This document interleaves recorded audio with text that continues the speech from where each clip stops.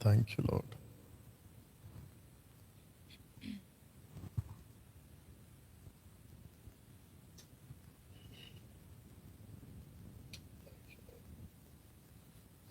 आवाज ठीक है? Ready? Yeah, All set? yeah. Alright. प्रभु यीशु मसीह के नाम में आप सभी का स्वागत है। आज के इस शो में जो है डैनियल राज एक आवाज़ एपिसोड नंबर 3। जितने हमारे साथ अभी जुड़े हैं, मैं रिक्वेस्ट करूंगी कि फेसबुक लिंक और यूट्यूब लिंक को आप आपके व्हाट्सएप ग्रुप में पेस्ट करें और जितने मसीह जनता है और जितने आपके मसीह भाई बहन हैं उनके इनकरेज करें कि वे भी हमारे साथ में इस एपिसोड के लिए जुड़े और अंत तक बने रहे। मैं रिक्वेस्ट करूंगी कि आप भी आपके नेटवर्क कनेक्शंस देख ले और सब कुछ अच्छे से रखें ताकि आपको कोई भी दिक्कत ना आए, डिस्टर्बेंस ना आए। क्योंकि ये शो हमारा लंबा चलेगा थोड़ा, इसलिए हमने 7 बजे का टाइमिंग रखा है। जैसे आपने देखा होगा पोस्ट में भी कि आज से हम 7 बजे शुरू करेंगे। तो मैं रिक्वेस्ट करूंगी कि आपका नेटवर्क, आपका डेटा और ना आपका माहौल सब कुछ अच्छा रखें ताकि आप हमारे साथ में जुड़े रह सके शो के अंत तक। मैं समझती हूँ कि अभी तक आपने जो फेसबुक और यूट्यूब का लिंक है वो आपने आपके व्हाट्सएप ग्रुप्स में जहाँ आप टीच करते हैं और लोगों को प्रचार करते हैं वहाँ पर आपने डाला होगा। इससे पहले हम आगे बढ़े, पास्टर मैं रिक्वेस्ट करूंगी कि आप शुरुआत का प्रार्थना करें, फिर हम बातों को आगे बढ़ाएंगे। Thank you, Lord. Thank you, Lord. आइए प्रार्थना करें। स्तुति हो पिता, स्तुति हो पिता, महिमा महिमा महिमा महिमा आपको देते हैं प्रभु, आपकी प्रशंसा करते हैं पिता यीशु। इस वक्त में हम प्रार्थना करते हैं, पौलुस कहता है जो भी करो यीशु के नाम से करो। प्रभु इस प्रोग्राम को एपिसोड नंबर 3 इस वक्त आपके हाथों में सौंपते हैं और विनती करते हैं पिता परमेश्वर, जो भी प्रश्न है उसके उत्तर यीशु मसीह पवित्र आत्मा जी आपकी बिल्कुल अगुवाई में होने पाए। प्रभु सब कुछ आपकी कलीसिया जो आपने उस दिन बनाई जब आप इस पृथ्वी पर से उठाए जा रहे थे, प्रभु जी मैं प्रार्थना करता हूं तेरी देह में सही शिक्षा, सही बातें यीशु के नाम में आती रहें और लोग उस तरीके से एजुकेट हो सकें जैसा तू चाहता है। सब कुछ आपके हाथों में सौंपते हैं और यह प्रार्थना यीशु के नाम में मांगते हैं, आमीन। आमीन। Thank you so much pastor. And हम अभी बातों को आगे बढ़ाते हैं, तो आप हमारे साथ में बने रहें। जी जी। ओके। सबसे पहले मैं आपको बताना चाहूँगी जो हमारे साथ यहाँ पर मौजूद है पास्टर डैनियल राज, तो वो कौन है। जैसे आप स्लाइड में देख पा रहे होंगे, जैसे लिखा है कौन है डैनियल राज, तो मैं आपको बताना चाहूँगी कि 32 सालों से सेविकाई करता हुआ एक सेवक खरी शिक्षाओं के साथ। तो अगर आपसे कोई पूछे या फिर आप जानना चाहते हैं कि पास्टर डैनियल राज कितने टाइम से मिनिस्ट्री में है या फिर कितने समय से वे ना प्रचार कर रहे हैं और सेविकाई कर रहे हैं, तो आप सभी को मैं बता दूं कि उन्हें 32 साल हो चुके हैं सेविकाई करते हुए और मिनिस्ट्री करते हुए। यीशु की शिक्षा के साथ चलने वाला सेवक, ऑफ कोर्स हम सभी जानते हैं, हम सभी सुनते हैं पास्टर डैनियल राज को, तो हम इस चीज़ों को भी देखते हैं कि जो उनका प्रचार होता है वे यीशु की शिक्षा से ही मिलता है और बाइबल के बाहर से नहीं होता है। आप अगर स्लाइड में देख पा रहे हैं, यीशु के पद चिन्ह पर चलने वाला सेवक। क्यों? क्योंकि जैसे आप ये वचन देख पा रहे होंगे मत्ती 7:29 जो लिखा है, क्योंकि वह उनके शास्त्रियों के समान नहीं परंतु अधिकारी की नाई उन्हें उपदेश देता था।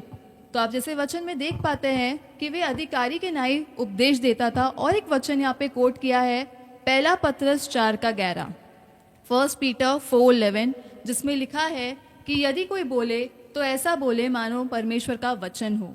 आमीन। तो हम जो पास्टर डैनियल को फॉलो करते हैं या फिर हम ना मसीह जनता है जो सुनती है पास्टर डैनियल राज की प्रीचिंग को, आप जानते हैं कि वे बड़े स्ट्रेट फॉरवर्ड बोलते हैं, बड़े एकदम खराई से, सिधाई से और एकदम कड़क बोलते हैं। वो इसीलिए बोलते हैं, जैसे ये आप वचन भी देख पा रहे होंगे कि ऐसा बोले जैसे परमेश्वर का वचन है, तो उसमें कोई भी ऐसे मिलावटी या फिर ऐसे ना ढीलापन नहीं हो सकता है। तो इसलिए अगर आप समझते हैं कि पास्टर डैनियल बहुत स्ट्रेट फॉरवर्ड है तो वो होना भी बहुत ज़रूरी है। आमीन। आगे हम देखेंगे कि 80% बाइबल को समझ चुका शिक्षक, जैसे हम ये बात आप समझेंगे जब मैं आगे के स्लाइड में जाऊंगी कि पास्टर डैनियल राज ने अपनी मिनिस्ट्री में क्या क्या किया है। जब आप ये सुनेंगे तो आपको भी ये यकीन हो जाएगा कि पास्टर डैनियल राज जो है 80% बाइबल को जान चुके हैं और समझ चुके हैं। जैसे आप देख सकते हैं, डैनियल राज वो है जिसने इन सब पुस्तकों पर शिक्षाएं दे रखी हैं। The book of Genesis, the book of Daniel, the book of Revelation, the books of 4 Gospels, the book of Acts, the book of Romans, Galatians, Colossians, Hebrews, James, 1 Peter, 2 Peter, 1 John, 2 John, 3 John, Jude. इतनी सारी किताबों के ऊपर आपने ना preaching दिया है और मैं समझती हूँ कि अभी आप जान चुके होंगे और ना यकीन होगा कि अगर इतने सारे बुक्स को वर्स बाय वर्स एक्सप्लेन करना है तो ना प्रचारकों को बाइबल को समझना बहुत ज़रूरी है। और ये आप अगर देख पा रहे होंगे आपके स्क्रीन पर, जूम पर पास्टर डैनियल राज ने 5 minutes Bible study, discipleship training, SSD जिसका फुल फॉर्म है स्कूल ऑफ साउंड डॉक्ट्रिन्स, प्रचारकों का झुंड, तो ये सभी शिक्षाएं जो है पास्टर डैनियल राज ने जूम पर दी है। और जो फेसबुक पर आपने देखा होगा वो है पूछो जो भी पूछना है, बोल टॉक शो, ये कैसा अंधापन है, महान रखवाला पूछेगा, डिबेट शो।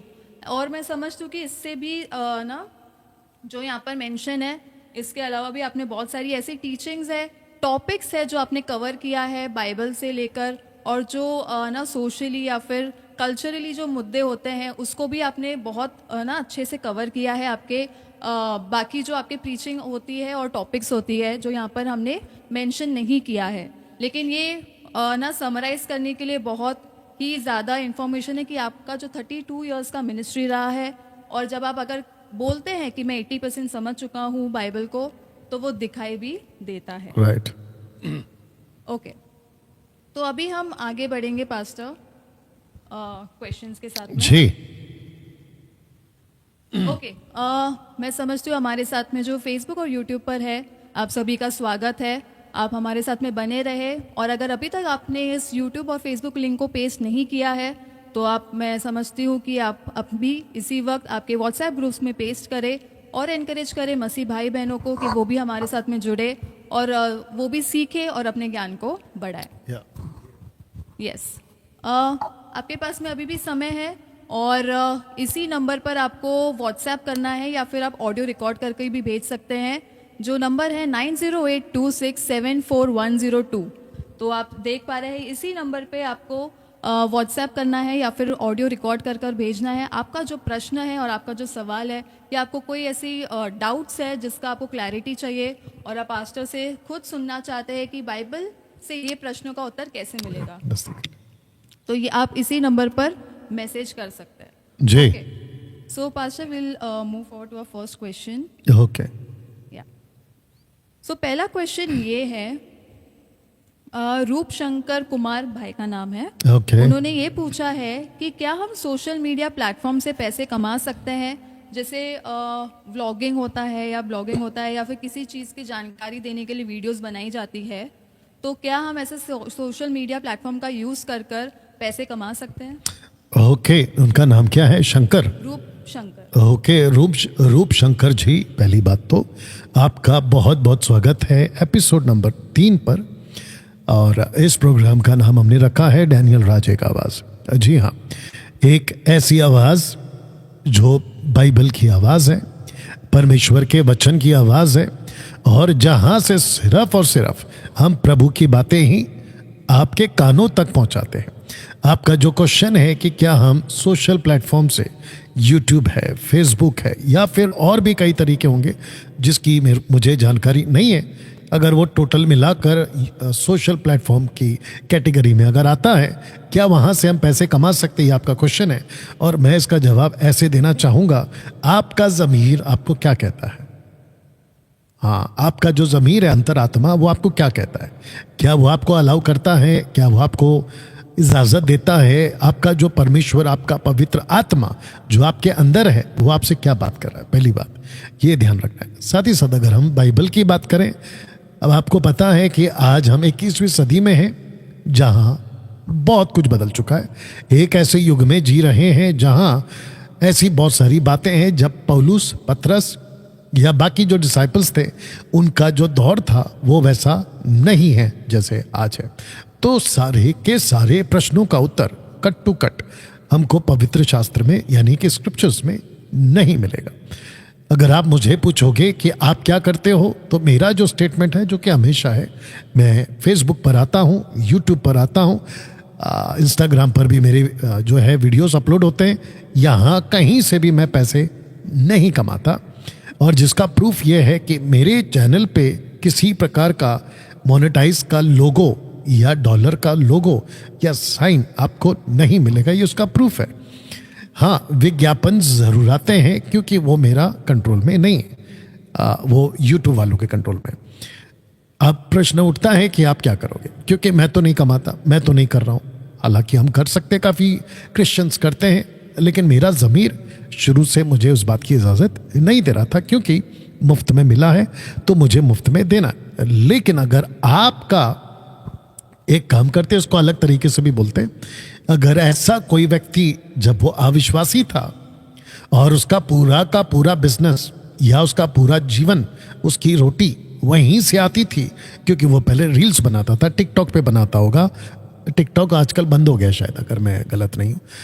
अगर वह ऐसा कुछ वो करता था और वो मसीह बन गया, अब उसका पूरा का पूरा जो कारोबार या उसकी रोटी जो है वो वहीं से आती है, जिसको कहते हैं है ना, उसका ब्रेड एंड बटर जो भी है वो वहीं से आता है। ऐसे टाइम पे वो क्या करे, तो मैं कह सकता हूँ कि भैया वो आप जारी रखो, लेकिन आपके जो कंटेन है वो बिब्लिकल होने चाहिए, आपके जो कंटेन है वो आत्मिक होने चाहिए। अभी मुझे किसी ने कल रील भेजा था पाकिस्तान से, और मैं देख रहा हूँ उसके अंदर कि उसकी जो मतलब कपल्स हैं, अब वो पास्टर हैं नहीं है मुझे नहीं मालूम, बट ऐसे कंटेन बना रहे हैं जो आत्मिक नहीं है या बिब्लिकल नहीं है।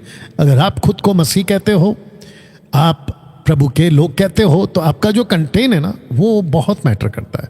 पैसा कमाना दूर की बात है, लेकिन कंटेन क्या है वो भी देखना होगा।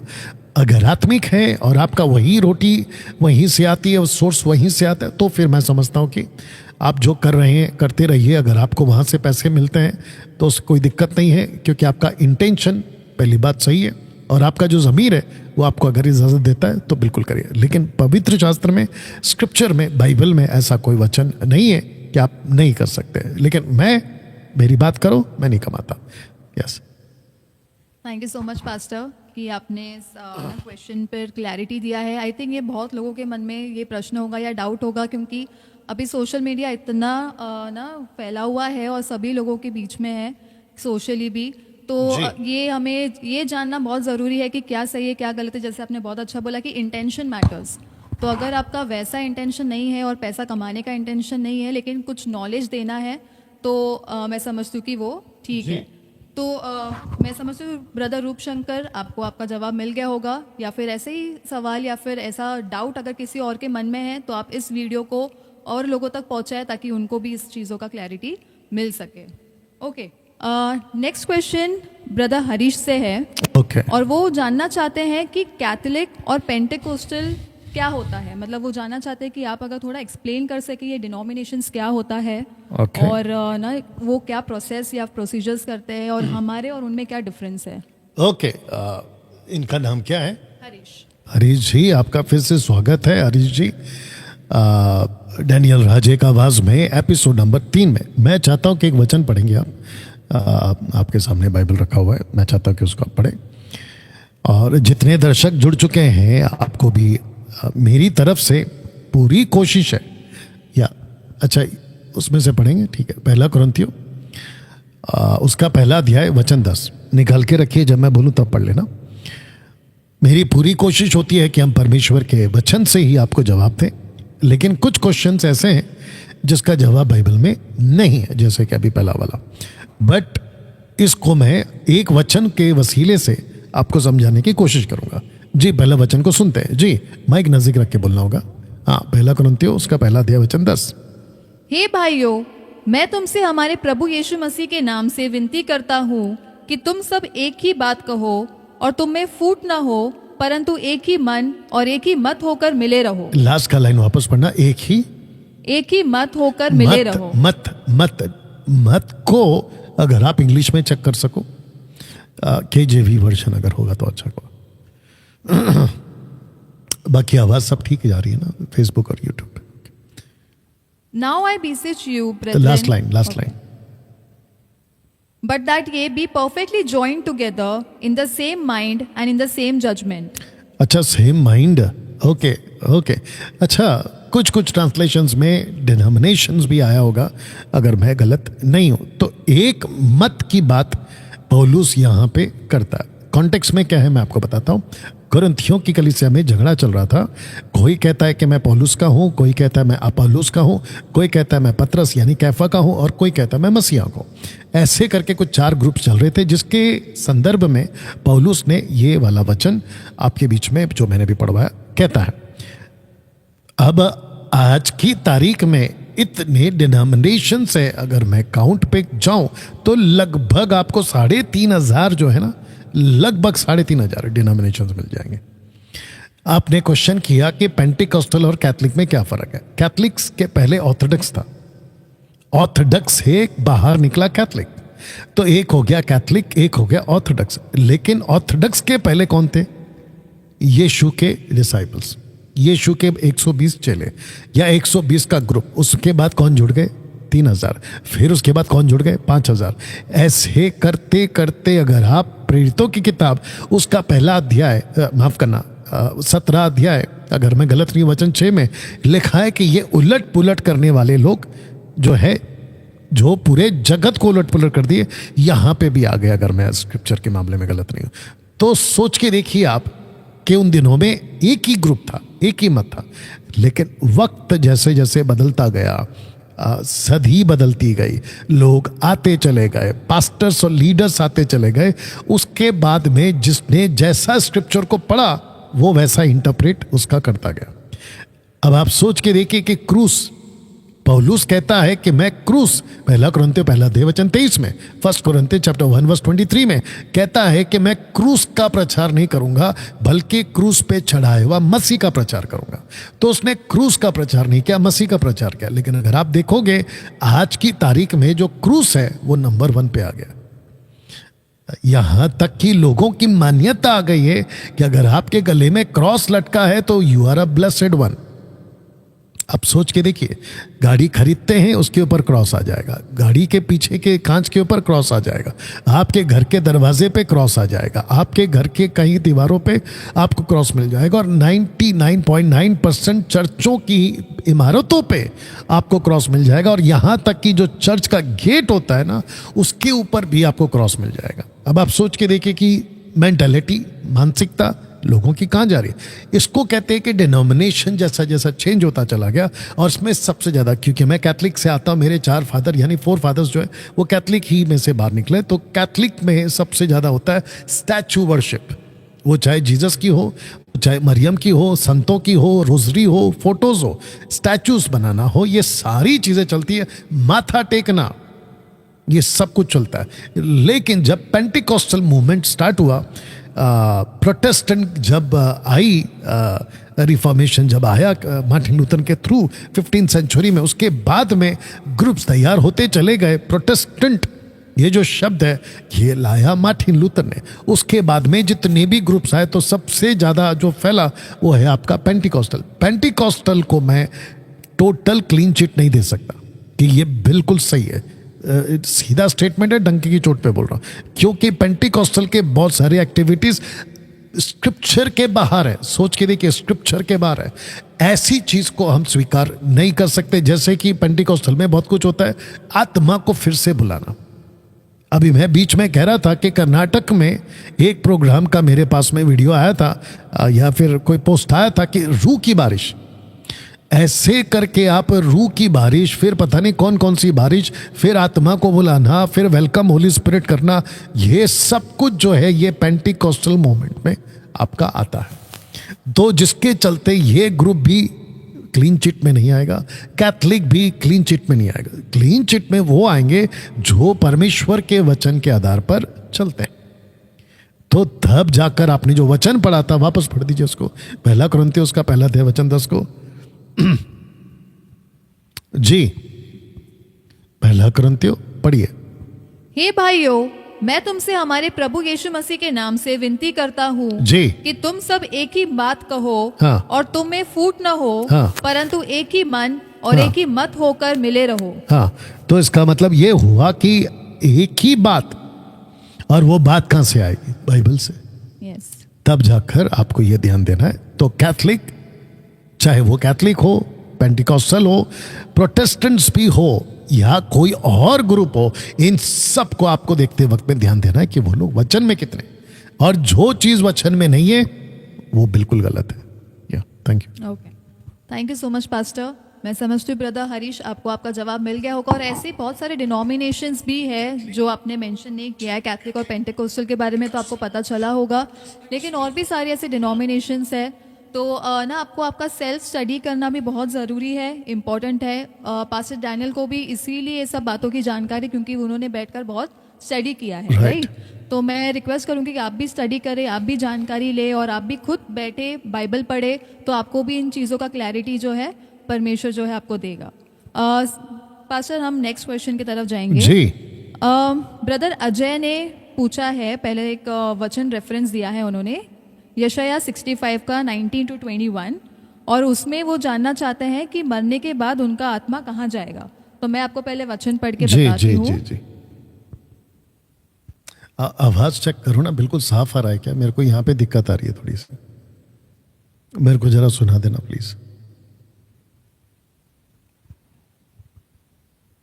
शेयर करने के लिए भी बोल दो, बीच बीच में बोलते रहना। मैं रिक्वेस्ट करूंगी कि जो हमारे साथ में अभी जुड़े हैं वे फेसबुक और यूट्यूब लिंक को, आपके व्हाट्सएप ग्रुप्स और आपके जितने मसीह भाई बहन हैं, आपके फ्रेंड्स हैं, आपके चर्च के मित्र होंगे, तो आप चर्च के जो मेंबर्स होंगे तो उन सभी को ना फॉरवर्ड करें और उन्हें भी एनकरेज करें कि वे हमारे साथ जुड़े। और जैसे आप जो शिक्षा प्राप्त कर पा रहे हैं, मैं चाहूँगी कि आप भी उन्हें एनकरेज करें कि वो भी सीखें और आत्मिक उन्नति करें। ठीक है, हम पहले वचन पढ़ेंगे। ठीक है, ओके। मैं पढ़ रही हूँ यशाया 65 का 19 to 21 जी। उसमें लिखा है, मैं आप यरूशलेम के कारण मगन और अपनी प्रजा के हेतु हर्षित हूँगा। उसमें फिर रोने या चिल्लाने का शब्द न सुनाई पड़ेगा। उसमें फिर न तो थोड़े दिन का बच्चा और न ऐसा बूढ़ा जाता रहेगा जिसने अपनी आयु पूरी न की हो, क्योंकि जो लड़कपन में मरने वाला है वह 100 वर्ष का होकर मरेगा, परंतु पापी 100 वर्ष का होकर श्रापित ठहरेगा। वे घर बनाकर उनमें बसेंगे, वे दाख की बारियां लगाकर उनका फल खाएंगे। सो ये उनका ओके, तो इसमें क्वेश्चन क्या है? हाँ, कि उनकी जो आत्माएं हैं वो कहाँ जाएगी, किसकी और आत्मा? उसका क्या होगा? किसकी आत्मा? जो मर जाएंगे, या फिर जिनका, मतलब उनका क्वेश्चन इतना ही था कि उन मरने के बाद में उनकी आत्मा कहाँ जाएगी। वो हाँ, बट मैं जानना चाहता, नाम क्या है इनका? ब्रदर अजय। अजय। हाँ, तो मैं जानना चाहता हूँ कि आप किसकी बात करें, कि कौन मरकर कहाँ जाएगा? ये मेरा क्वेश्चन है। क्या ऐसा कुछ लिखा है उन्होंने? नहीं। ओके, तो सबसे सीधी बात यह है, आप जानते हैं कि वो चाहे विश्वासी हो चाहे अविश्वासी हो, इस पृथ्वी पर एक तय उम्र के बाद हर व्यक्ति को मृत्यु का सामना करना है, उसको मरना ही है। ये बात तो पक्की है ना? ओके। दूसरी चीज, आइजाया की जो बात आप कर रहे हो, अगर आप उसमें से पूछ रहे हो, तो मैं बाइबल कॉलेज चलाता हूं, तो उसमें एक सब्जेक्ट है मेरा, जब हम सिखाते हैं स्टूडेंट्स को, तो एक सब्जेक्ट है, वो है मिलेनियल ईयर्स, यानी कि 1000 साल का राज्य इसी पृथ्वी पर। 1000 साल के लिए शैतान कैद में, और 1000 साल का राज्य पृथ्वी पर परमेश्वर के लोगों के साथ। उस आइजाया का जो स्क्रिप्चर आपने अभी पढ़ा है सलोमी, उसके हिसाब से अगर आप बात करोगे तो वो इस पृथ्वी पर 1000 साल का राज्य का बात हो रहा है। उस 1000 साल में जो ऊपर से लोग आएंगे, 3 ग्रुप के लोग, एक है कलीसिया जो रैप्चर में जा चुकी होगी, दूसरी है ओल्ड टेस्टमेंट के लोग, और तीसरे हैं जूइश ग्रुप जो एंटी क्राइस्ट के टाइम पे माथे पर और हाथ में स्टैंप छाप नहीं लेंगे। वो जो उस वक्त में मरेंगे, उनकी आत्मा परमेश्वर के पास में जब पहुंचेगी तो वो 3 टाइप के ग्रुप, कलीसिया, ओल्ड टेस्टमेंट और जूइश, ये तीनों की तीनों अपनी महिमा वाले बॉडी में नीचे आएंगे 1000 साल का राज्य के लिए। अगर उसकी बात है तो ये तीनों ग्रुप यहां पे आएगा 1000 साल का राज करेगा, उनकी मौतें नहीं होंगी। लेकिन इसी पृथ्वी पर उन दिनों में जो आसपास का विश्व होगा, जो उस वक्त में एंटी क्राइस्ट का किंगडम को, जब प्रभु यीशु आएंगे, एंटी क्राइस्ट और झूठा नबी को आग की झील में डाल देंगे, और उस वक्त में जो मानव जाति बची रहेगी उनमें मृत्युआं होंगी, मौतें होंगी, डेथ होंगे। तो ये वो कॉन्सेप्ट है। आशा करता हूं कि आपको शायद जवाब मिल गया, और अगर आप इसमें संतुष्ट नहीं हुए तो वापस आप लोग मैसेज करके हमें पूछ सकते हैं, ठीक है ना जी भाई। Thank you pastor. Brother Ajay, मैं रिक्वेस्ट करूंगी कि आपका अगर ये प्रश्न का उत्तर से आप सेटिस्फाई नहीं है या फिर आप संतुष्ट नहीं है, जैसे पास्टर ने भी बोला, तो आप इसे और इलैबोरेट करके आप हमें वापस से मैसेज कर सकते हैं, ताकि हम इसे और अच्छे से आपको समझा सकें। नेक्स्ट क्वेश्चन की तरफ हम जाएंगे। सिस्टर ममता सिंह का यह प्रश्न है कि क्या एक विश्वासी लड़की मेकअप कर सकती है, जैसे वो मैरिड हो या अनमैरिड हो, क्योंकि बहुत सारे कलीसियाओं में ऐसा होता है कि जब सैल्वेशन हो जाता है, उद्धार हो जाता है, जब वो चर्च में आती है तो उन्हें ये सिखाया जाता है कि आप मेकअप नहीं कर सकते हो, या फिर आप ज्वेलरी या मेकअप या फिर ना बाकी सारी चीज़ें आप नहीं कर सकते, आपको बहुत सिंपल आना है चर्च में। ओके, नाम क्या है इनका? ममता सिंह। ममता सिंह। मेरा फर्स्ट वाला थोड़ा सा आवाज बढ़ा देना, फर्स्ट वाला बॉक्स से। चेक चेक, बस, थैंक यू।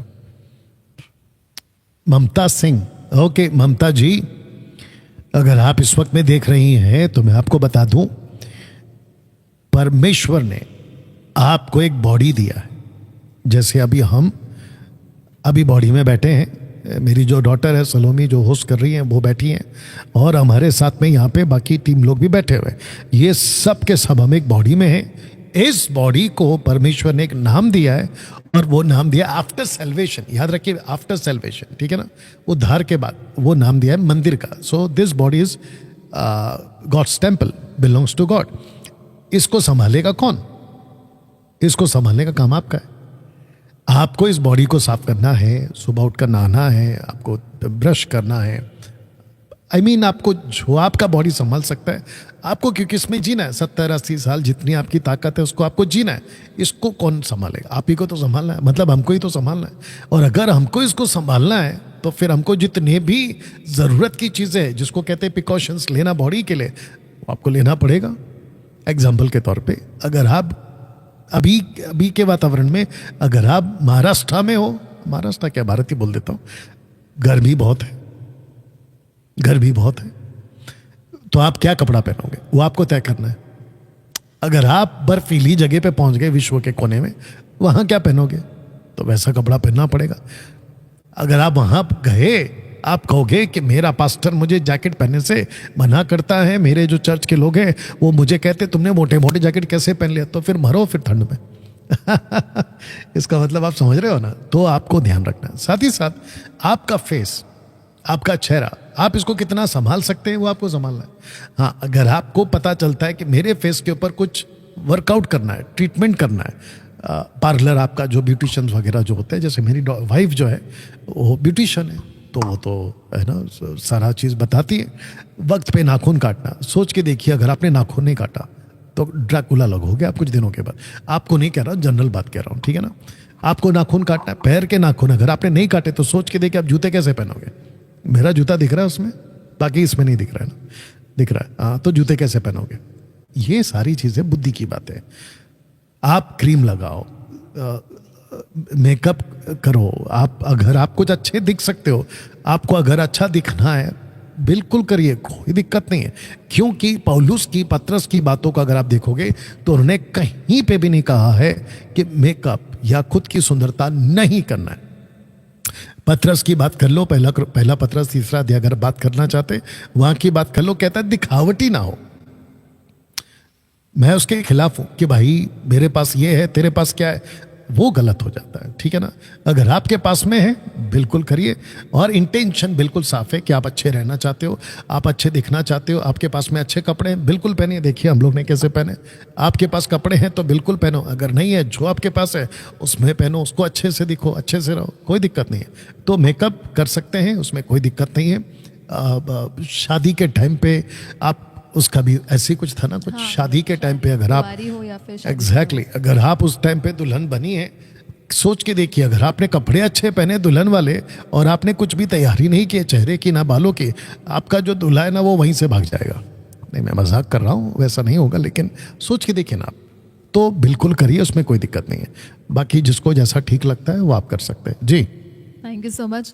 सिस्टर ममता, आप हमें सुन रही होगी अभी लाइव हमारे साथ में, आप अगर जुड़ी है तो मैं समझती हूँ आपको आपका जवाब मिल गया है। और जैसे पास्टर ने बहुत अच्छे से बताया कि हमें प्रेजेंटेबल होना बहुत ज़रूरी है। अगर आप ऑफिस जाते हैं या फिर आप कहीं पे भी है ना आपके सर्कल में रहते हैं, तो आपको प्रेजेंटेबल होना बहुत ज़रूरी है। उसके लिए तो आपको थोड़ा बहुत मेहनत तो करना पड़ेगा, तो इसमें कोई हर्ज नहीं है। या ओके, नेक्स्ट क्वेश्चन की तरफ हम जाएंगे। ब्रदर जिंदर का ये प्रश्न है कि जैसे विजन्स होता है, ड्रीम्स होता है, हाँ, जब रात में अगर कोई सपना आता है या फिर कोई ऐसे उसको विजन भी अगर आप कह लो, हाँ। तो ये कौन देता है या फिर इसका मतलब कैसे आता है या इसका क्या अर्थ होता है? तो वो जानना चाहते हैं कि ये कैसे होता है। मसीह बनने से पहले, प्रभु यीशु में आने से पहले, आपका पूरा लाइफ लूसीफर के हाथ में है। आप जागो तो भी उसके हाथ में है, सो तो भी उसके हाथ में है, आप सपना देखो तो भी उसके हाथ में, ना देखो तो भी उसके हाथ में। लेकिन मसीह बनने के बाद लूसीफर का टोटल कंट्रोल आपके ऊपर से हट जाता है। आप नई सृष्टि बन जाते हो, आप परमेश्वर के घर मंदिर बन जाते हो, परमेश्वर का आत्मा आपके अंदर आ चुका होता है।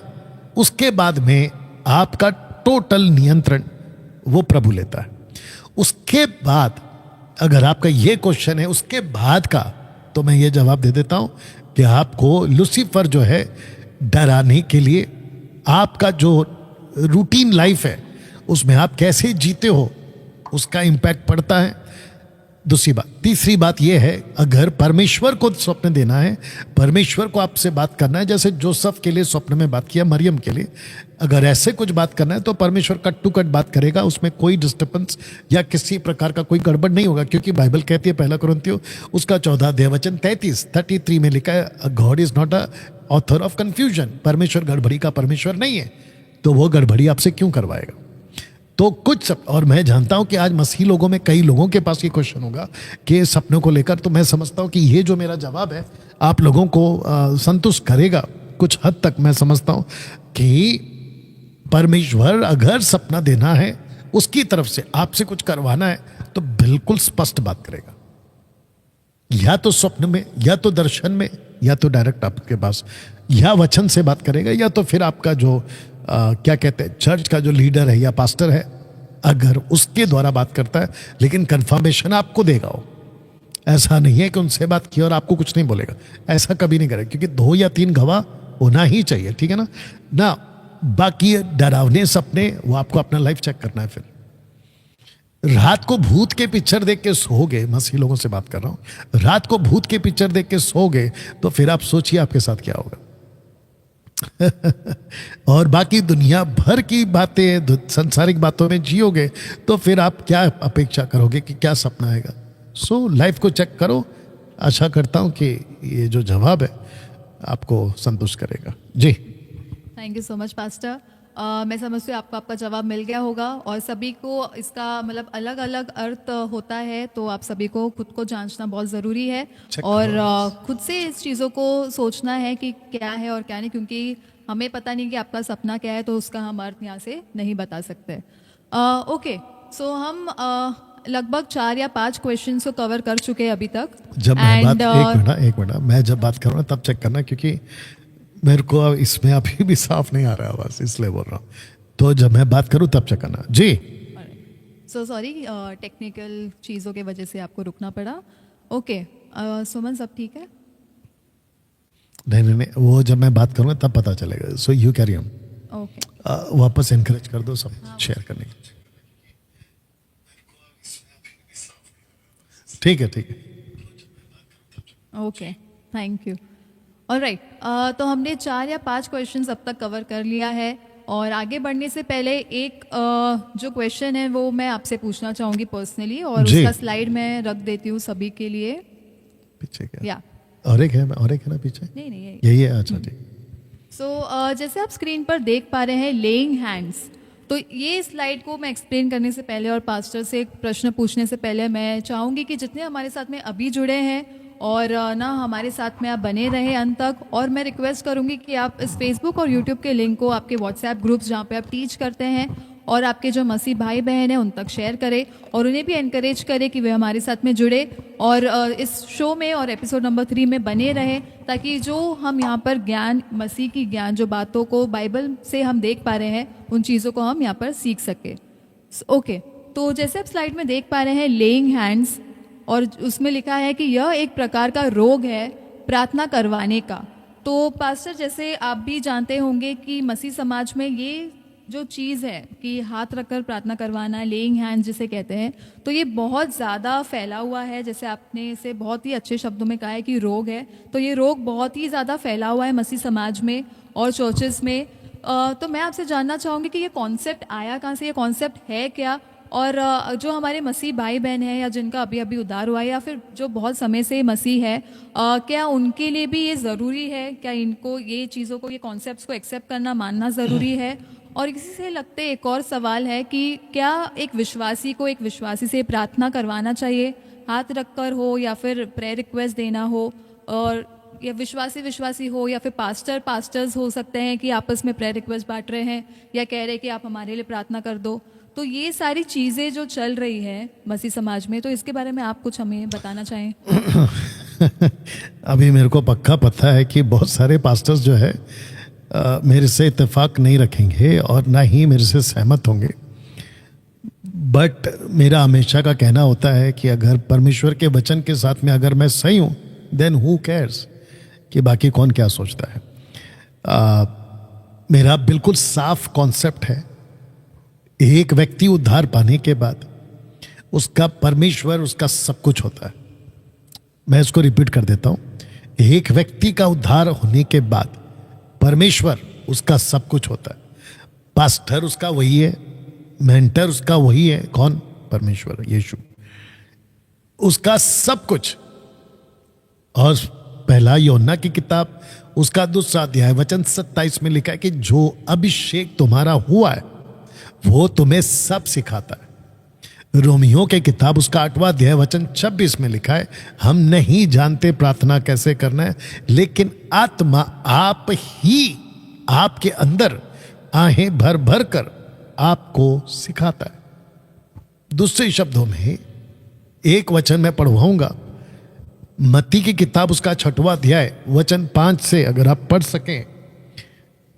आइए इसको पहले सुनते हैं। और जितने पास्टर्स अगर आप मुझे सुन रहे, या साथ ही साथ वो ऑनलाइन प्रीचर्स जो लेइंग हैंड्स के नाम पे आप अपनी अपनी दुकान चलाते हैं, हाँ ये शब्द आपको खटकेगा मुझे मालूम है, लेकिन हरकतें तुम्हारी ऐसी नहीं है ना कि मैं सीधी बात करूं। तो उन सबको रिक्वेस्ट करता हूं कि आप लोग भी ध्यान से सुनिए। और साथ ही साथ आप सब जानते हैं, एक व्यक्ति जो प्रार्थना के नाम पे पैसे कमाता था वो आज कहां है? उसने दावा किया था कुछ महीनों पहले कि सबसे बड़ी मिनिस्ट्री मेरी होगी। अब आप देख लो वो कहां पर है। तो ऐसे किसी भी धोखे में ना रहें। अगर ये मेरी बात अभी आपने जो क्वेश्चन किया आप तक पहुंचती है बिल्कुल साफ शब्दों में आपके कानों तक, पवित्र आत्मा आपकी मदद करेगा समझने के लिए। अगर आप नहीं समझे तो भैया गई भैंस पानी। आइए बढ़िए सुनिए जी। जब तू प्रार्थना करे तो कपटियों के समान न हो। वहां लिखा है तू प्रार्थना करे, यस, या इंग्लिश में देखो। आइए इंग्लिश में चेक कर लेते हैं और मेरे को वर्जन बताना कौन सा है। वही चेक कराओ मेरे को उसमें से, तुम्हारे उसमें से। हाँ अरे नहीं KJV कोई और वर्जन ले लो।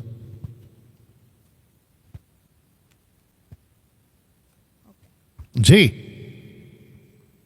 And when thou prayest, wait read again. and when thou prayest, दाव, when thou ये दाव कौन है? यू। वापस हिंदी में आ जाइए। जब तू प्रार्थना करे, तू, या पढ़िए। जब तू प्रार्थना करे, बस जब तू प्रार्थना करे। परमेश्वर क्या चाहता है? आप प्रार्थना करें। ना, अगर आप देख पाओगे स्क्रीन के ऊपर बिल्कुल साफ लिखा है कि ये एक प्रकार का रोग है। मैं आपको बताता हूं क्यों लिखा रोग।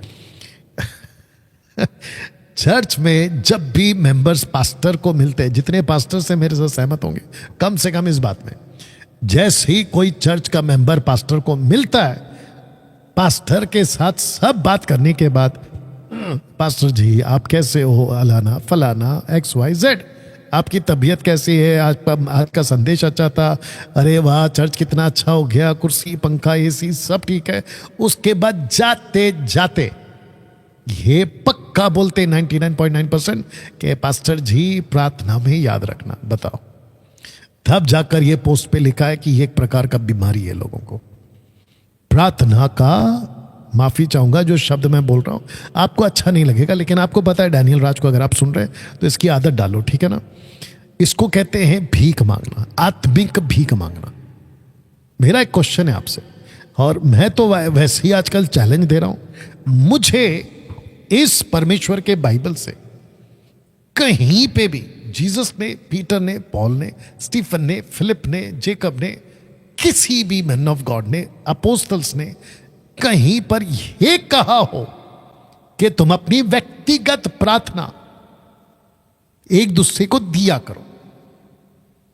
अगर किसी को मिल गया 1 लाख रुपए का इनाम आपके पास में आ जाएगा, नंबर 1। नंबर 2, याकूब की किताब 5वां अध्याय वचन 13 का कॉन्सेप्ट मेरे को नहीं देना, क्योंकि वहां कॉन्सेप्ट में आप विश्वासी नहीं हो, वहां वो है जो पाप करके बीमार हुआ है, वो नहीं देना मेरे को। कॉन्टेक्स्ट की बात कर रहा हूं, ठीक है ना, और क्रिस्टल क्लियर स्टेटमेंट होना चाहिए। अच्छा डैनियल भाई, बाइबल में पौलुस ने कहा है कि प्रार्थना करो, आइए उसको चेक करते हैं कि किसके लिए कहा। The book of Colossians chapter 4 verse 3, उसको भी चेक करिए। और जितने अभी इस वक्त में देख रहे हैं, आपका पास में अगर ये रोग लगा हुआ है, आज के इस जवाब से आपका रोग निकल जाए। जी सुनिए। और इसके साथ ही साथ हमारे लिए भी प्रार्थना करते रहो कि परमेश्वर हमारे लिए वचन सुनाने का ऐसा द्वार खोल दे। आप गलत पढ़ रही हैं, वहां पे लिखा है कि मेरा पेट दुख रहा है उसके लिए प्रार्थना करो। नहीं, पतरस, माफ करना, पौलुस कह रहा है मेरे लिए प्रार्थना करो, हमारे लिए प्रार्थना करो, हमको नौकरी लग जाए। नो, यू सी, तो फिर वहां प्रार्थना निवेदन क्या है? आइए फिर से पढ़ते हैं जी। हमारे लिए भी प्रार्थना करते रहो कि परमेश्वर हमारे लिए वचन सुनाने का ऐसा द्वार खोल दे कि हम इसको बस बस बस बस बस इसको कहते हैं राइट प्रेयर रिक्वेस्ट। क्या ऐसी प्रार्थना आपने की है या करवाते हो? मुझे कैसा चर्च का मेंबर निकाल कर बता दो जो पास्टर के, हाँ अगर ऐसा कोई गया है उसको सल्यूट है। अगर ऐसा किसी ने प्रार्थना निवेदन दिया है ना तो उसको सल्यूट है, वो ब्रदर को और वो सिस्टर को, गर्ल्स एंड बॉयज को सल्यूट है, अप्रिशिएट करूंगा। लेकिन आप जानते हैं ना कि 90% ऐसा नहीं होता है। पास्टर जी प्रार्थना कर दो, माझ्यासाठी प्रार्थना करो, मेरे लिए प्रार्थना करो, प्रे फॉर मी। इसको कहते हैं आत्मिक भीख मांगना। अभी राइट नाउ कितने लोग हैं? 177 यहां पर है। यूट्यूब पर कितने? टोटल 400 जो लोग अभी देख रहे हैं फेसबुक और यूट्यूब पे मिला के। उन सबको कहना चाहता हूं कि अगर आप इस रोग के शिकार थे कि प्रार्थना कर दो, प्रार्थना कर दो, प्रार्थना कर दो, पास्टर जी प्रार्थना कर दो, डैनियल भाई प्रार्थना कर दो, इस बीमारी से बाहर निकलिए, इसमें से बाहर। मैं थोड़ा सा टाइम ले रहा हूं सलोनी, लेकिन मैं समझता हूं कि इसका इलाज करना बहुत जरूरी है। यह ऐसा रोग है जिसको हमने बिल्कुल अच्छा लिखा है, यह ऐसा रोग है कि उठे सुटे मुंबई की भाषा है, बर्दाश्त करो। पास्टर के पास जाते हैं, प्रार्थना करवाते, नीचे गिरते उठते, नीचे गिरते उठते। ये नीचे गिरने का उठने का भी कॉन्सेप्ट वैसा कि गड़बड़ वाला ही है, लेकिन अभी फिलहाल इसके ऊपर बात नहीं करेंगे। लेकिन मैं कहना चाहता हूं, अच्छा अभी आजकल और एक नया नाटक शुरू किया है पास्टर लोगों ने, वो है रात की प्रार्थना, जिसको कहते हैं नाइट प्रेयर। तो नाइट प्रेयर में चिट्ठियां पहुंचती है। चिट्ठियां कौन पहुंचाता है? विश्वासी लोग। किसके पास में पहुंचाता है? पास्टर के पास में। वो पास्टर, अच्छा डैनियल भाई आपको कैसे मालूम? अच्छा हम ये सब करके बैठे मुंबई में, और मेरे को पता है कि अभी मुंबई का अगर वो पास्टर देख रहा होगा उसको अच्छे से पता है कि डैनियल राज को हम बुलाते ही थे नाइट प्रेयर में। आगे आप समझदार है। ठीक है ना। तो मैं अभी किसी का नाम नहीं ले रहा हूं क्योंकि अभी तक मेरा नाम नहीं लिया गया, तो इसीलिए बच गए आप। तो ऐसी कोई प्रार्थना निवेदन चिट्ठी पे लिख के, अच्छा डैनियल भाई अगर कोई बहुत सीरियस है, कैंसर पेशेंट है, हार्ट अटैक आ गया है, तो समझ में आता है कि भाई चर्च के लोग मिलके प्रार्थना कर दो, समझ में आता है, क्योंकि वो खुद ही अनकॉन्शियस है, वो कहां प्रार्थना करेगा, उसके लिए प्रार्थना कर दो, समझ में आता है। अरे भाई जब तुम्हारे पैर सलामत है तो तुमको बैसाखी क्यों चाहिए? बैसाखी का इंग्लिश वर्ड क्या है? बैसाखी को इंग्लिश में क्या कहते हैं? स्ट्रेचर क्या कहते हैं? हाँ, जो भी अभी पता होगा तो लिख देना कमेंट बॉक्स में। बैसाखी क्यों चाहिए जब आपके पैर सलामत है? आपको किसी का सहारा क्यों चाहिए जब आप खुद ही मजबूत हैं? सहारे की जरूरत किसको है? जो हैंडीकैप है, जो अपंग है। आपका परमेश्वर के साथ में आपका रिश्ता नहीं बन रहा। अच्छा, और एक आजकल नाटक चल रहा है, वो ये चल रहा है, बड़े बड़े सेवक के पास में पहले तो डोनेशन भेजो और फिर एक चिट्ठी भेजो और फिर बड़ा पास्टर, मेगा चर्च का पास्टर, अभी नाम नहीं ले रहा हूं, आप लोग समझदार हैं, चेन्नई वाला, कोई मद्रास वाला, कोई पंजाब वाला, तो कोई अमेरिका वाला, ऐसे करके उनके पास में चिट्ठियां पहुंचती है कि pray for my family, pray for my family, और उनको लंबा चौड़ा डोनेशन भेजते इस आशा से कि उनकी प्रार्थना से प्रभु आपके लिए ब्लेसिंग देगा। टोटल बकवास है। यदि परमेश्वर आपकी ओर है तो आपका विरोधी कौन हो सकता है? रोमियो 8 का 31, 32। आपका विरोधी कौन हो सकता है बताइए ना। तो परमेश्वर के साथ में रिश्ता सही रखो तो प्रार्थना करवाने का, लेइंग हैंड्स का कोई जरूरत आपको नहीं पड़ेगा। और जो लेइंग हैंड्स का तमाशा चला रहा था, मैं तो बोल रहा था, अच्छा और एक बोल देता हूं, सलोमी लगे हाथ। एसओ की मिनिस्ट्री में जो अभी जेल जा चुका है, एसओ की मिनिस्ट्री में जो धोखा खाकर, छोट खाकर, ठोकर खा के घर बैठे हैं, मसीह मंथन बैठक उनका स्वागत करता है। आइए हमारे साथ, हमारी मिनिस्ट्री पूरे भारत में, मैं वापस कह रहा हूं कि हमारी मिनिस्ट्री, मसीह मंथन बैठक की मिनिस्ट्री पूरे भारत में है और हमने पूरे भारत का ठेका लिया हुआ है कि हम खरी शिक्षा पूरे विश्व के अलावा भारत में तो पूरा हम करके रहेंगे। भारत के कोने कोने में हमारी मिनिस्ट्री को हम डालने जा रहे हैं। तो उन सब का स्वागत है। क्या लिखा है, क्या लिखा है? Crutches, crutches, okay. बैसाखी को इंग्लिश में क्रचेस कहते हैं। हमारी टीम ने ढूंढ के निकाल दिया, थैंक यू। तो जिसके चलते मैं आपका वेलकम करता हूं। आइए मसीह मंथन से जुड़िए।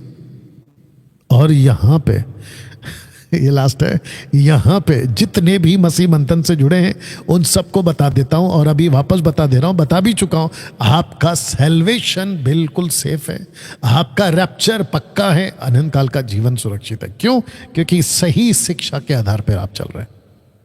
जी, thank you so much pastor. और बहुत अच्छा आपने रेफरेंसेस कोट करके हमें ये चीज़ों को एक्सप्लेन किया है, ताकि जितने हम सुन रहे हैं और जितने हमारे साथ में फेसबुक और यूट्यूब पे भी सुन रहे हैं, कि आपको भी पता चला होगा कि कैसे ना आपको इन चीज़ों को समझाना है, दूसरों को भी, आपको खुद को भी समझना है।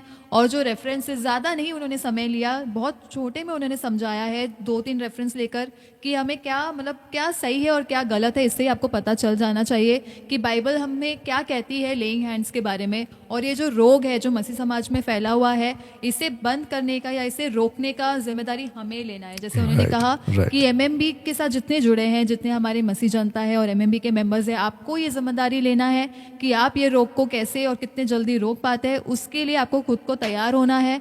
और जैसे उन्होंने 5 या 10 मिनट में जैसे हमें समझाया, वैसे आप भी अपने आप को तैयार करें कि आप भी लोगों को, जब ये कॉन्सेप्ट किसी का अगर डाउट होता है या फिर आप जानते हैं किसी को ऐसे जो ये कॉन्सेप्ट में फंसे हुए हैं, उनको आप समझाइए और उन्हें भी आप इस रोग से बाहर निकालें। बिल्कुल सही कहा आपने।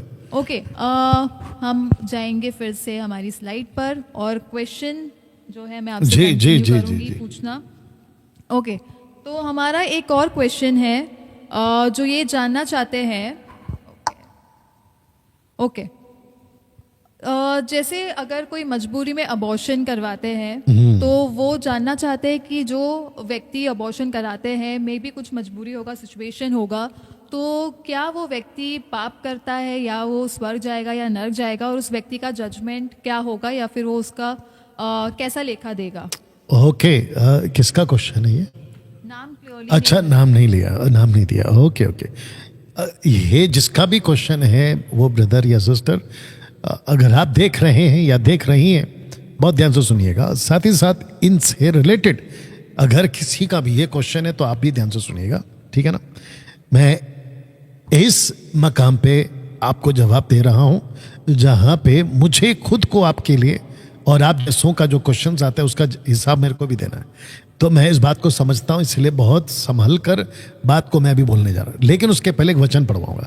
आइए पढ़िए यशायाह की किताब उसका 5 का 20 पढ़िए। The book of Isaiah chapter 5 verse 20। और लगे हाथ में फिर से याद दिला दूं, मसीह मंथन बैठक के जितने भी मेंबर्स हैं, क्या आप लोग शेयर कर रहे हैं? जी बिल्कुल करिएगा। आपका जो ग्रुप्स बना है आप लोगों ने, व्हाट्सएप ग्रुप, उसमें बिल्कुल इसके लिंक लीजिएगा, वो फेसबुक यूट्यूब पे और डाल दीजिएगा जी। और ग्रुप को क्रिएट करना जरूरी है जी। ओके।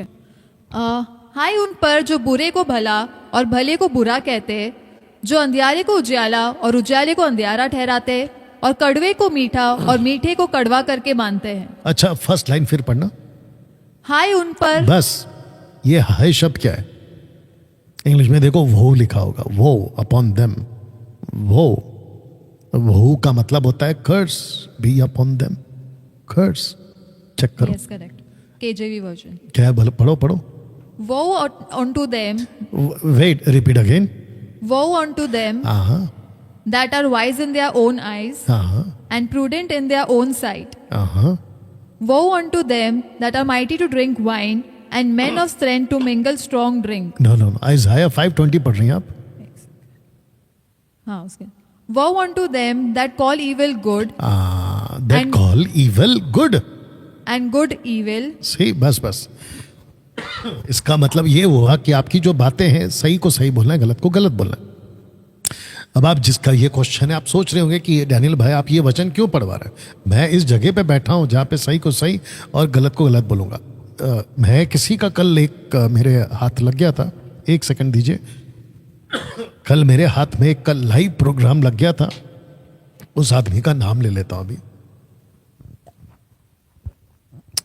उस आदमी का नाम है राजेश स्टीफन। आप जानते हैं राजेश स्टीफन मसीह मंथन में था और हमने जो है उसको गेट आउट किया है। वजह यह है कि उसने मूर्ति पूजा का अर्पण हम खा सकते हैं, ऐसा करके उसने एक वीडियो बनाई थी, और जिसके चलते मैंने उसको एक चांस दिया था, लेकिन वो नहीं सुना। कहता है कि मैं फिर भी खाऊंगा, तो जिसके चलते हमने उसको MMBC कट आउट किया। तो कल महाशय कहते हैं कि छोटे छोटे पाप माफी है। बताइए, आप चेक करो जाके। अच्छा, मुझे ऐसे लोगों का नाम लेकर आपके बीच में उसको प्रूफ करने की कोई जरूरत नहीं है और ना ही मेरे को दिलचस्पी है। बट मेरे दिमाग में ये घूम रहा है, मैंने बीच में नाम क्या दिया था इन लोगों को? चिरकुट टाइप के वीडियोस बनाने वाले। इन लोगों से बच के रहिए, पहली बात तो ये। ओके, अच्छा, ऐसा कह के मैं खुद को बहुत बड़ा सुपीरियर समझ रहा हूं, ऐसा कोई गलत फहमी मत पालिए। क्या कहते हैं, कुत्ता पालो बिल्ली पालो, लेकिन गलत फहमी मत पालो, ठीक है ना। मैं उस कैटेगरी में खुद को नहीं डाल रहा हूं, मैं इसको डाल रहा हूं, द वर्ड ऑफ गॉड। और मैंने जो नाम दिया ना, ये इसलिए दिया कि डैनियल राज इसकी आवाज है। और जो भी ऑनलाइन प्रीचर अगर इसकी आवाज है ना, उसको पक्का सुनिए। तो आपने क्वेश्चन किया कि गलती से या बाय मिस्टेकली या जो भी आपने बोला, मजबूरी में। अच्छा, अगर ऐसे लोग मुझे सुन रहे, मैं आपको बिल्कुल साफ कह दूं, ऐसा कोई चांस या आपके दिमाग में मत लेकर आओ कि मुझे प्रभु माफ करे, क्योंकि गलत गलत है ना। आपको एक एग्जांपल देता हूं। हमारे मसीह मंथन बैठक से दिल्ली से एक फैमिली है, उन्होंने मुझे कॉल किया। मैं नाम नहीं लूंगा क्योंकि मैं नहीं चाहता हूं कि उनको किसी प्रकार का शर्मिंदगी का सामना करना पड़े। आई थिंक वो अभी सुन भी रहे होंगे, वो फैमिली सुन भी रहा होगा।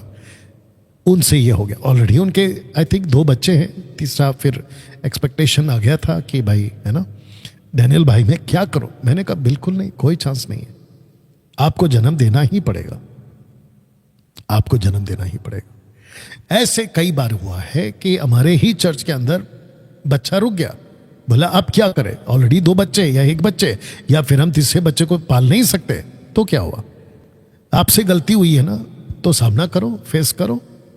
ये सब कुछ आपको पहले सोचना था। अब क्योंकि आपसे गलती हो गई और आपको पता चला, डॉक्टर ने कह दिया अब जाकर हम बच्चा गिरा देंगे, ये गलत है, ये कत्ल है एक्चुअली।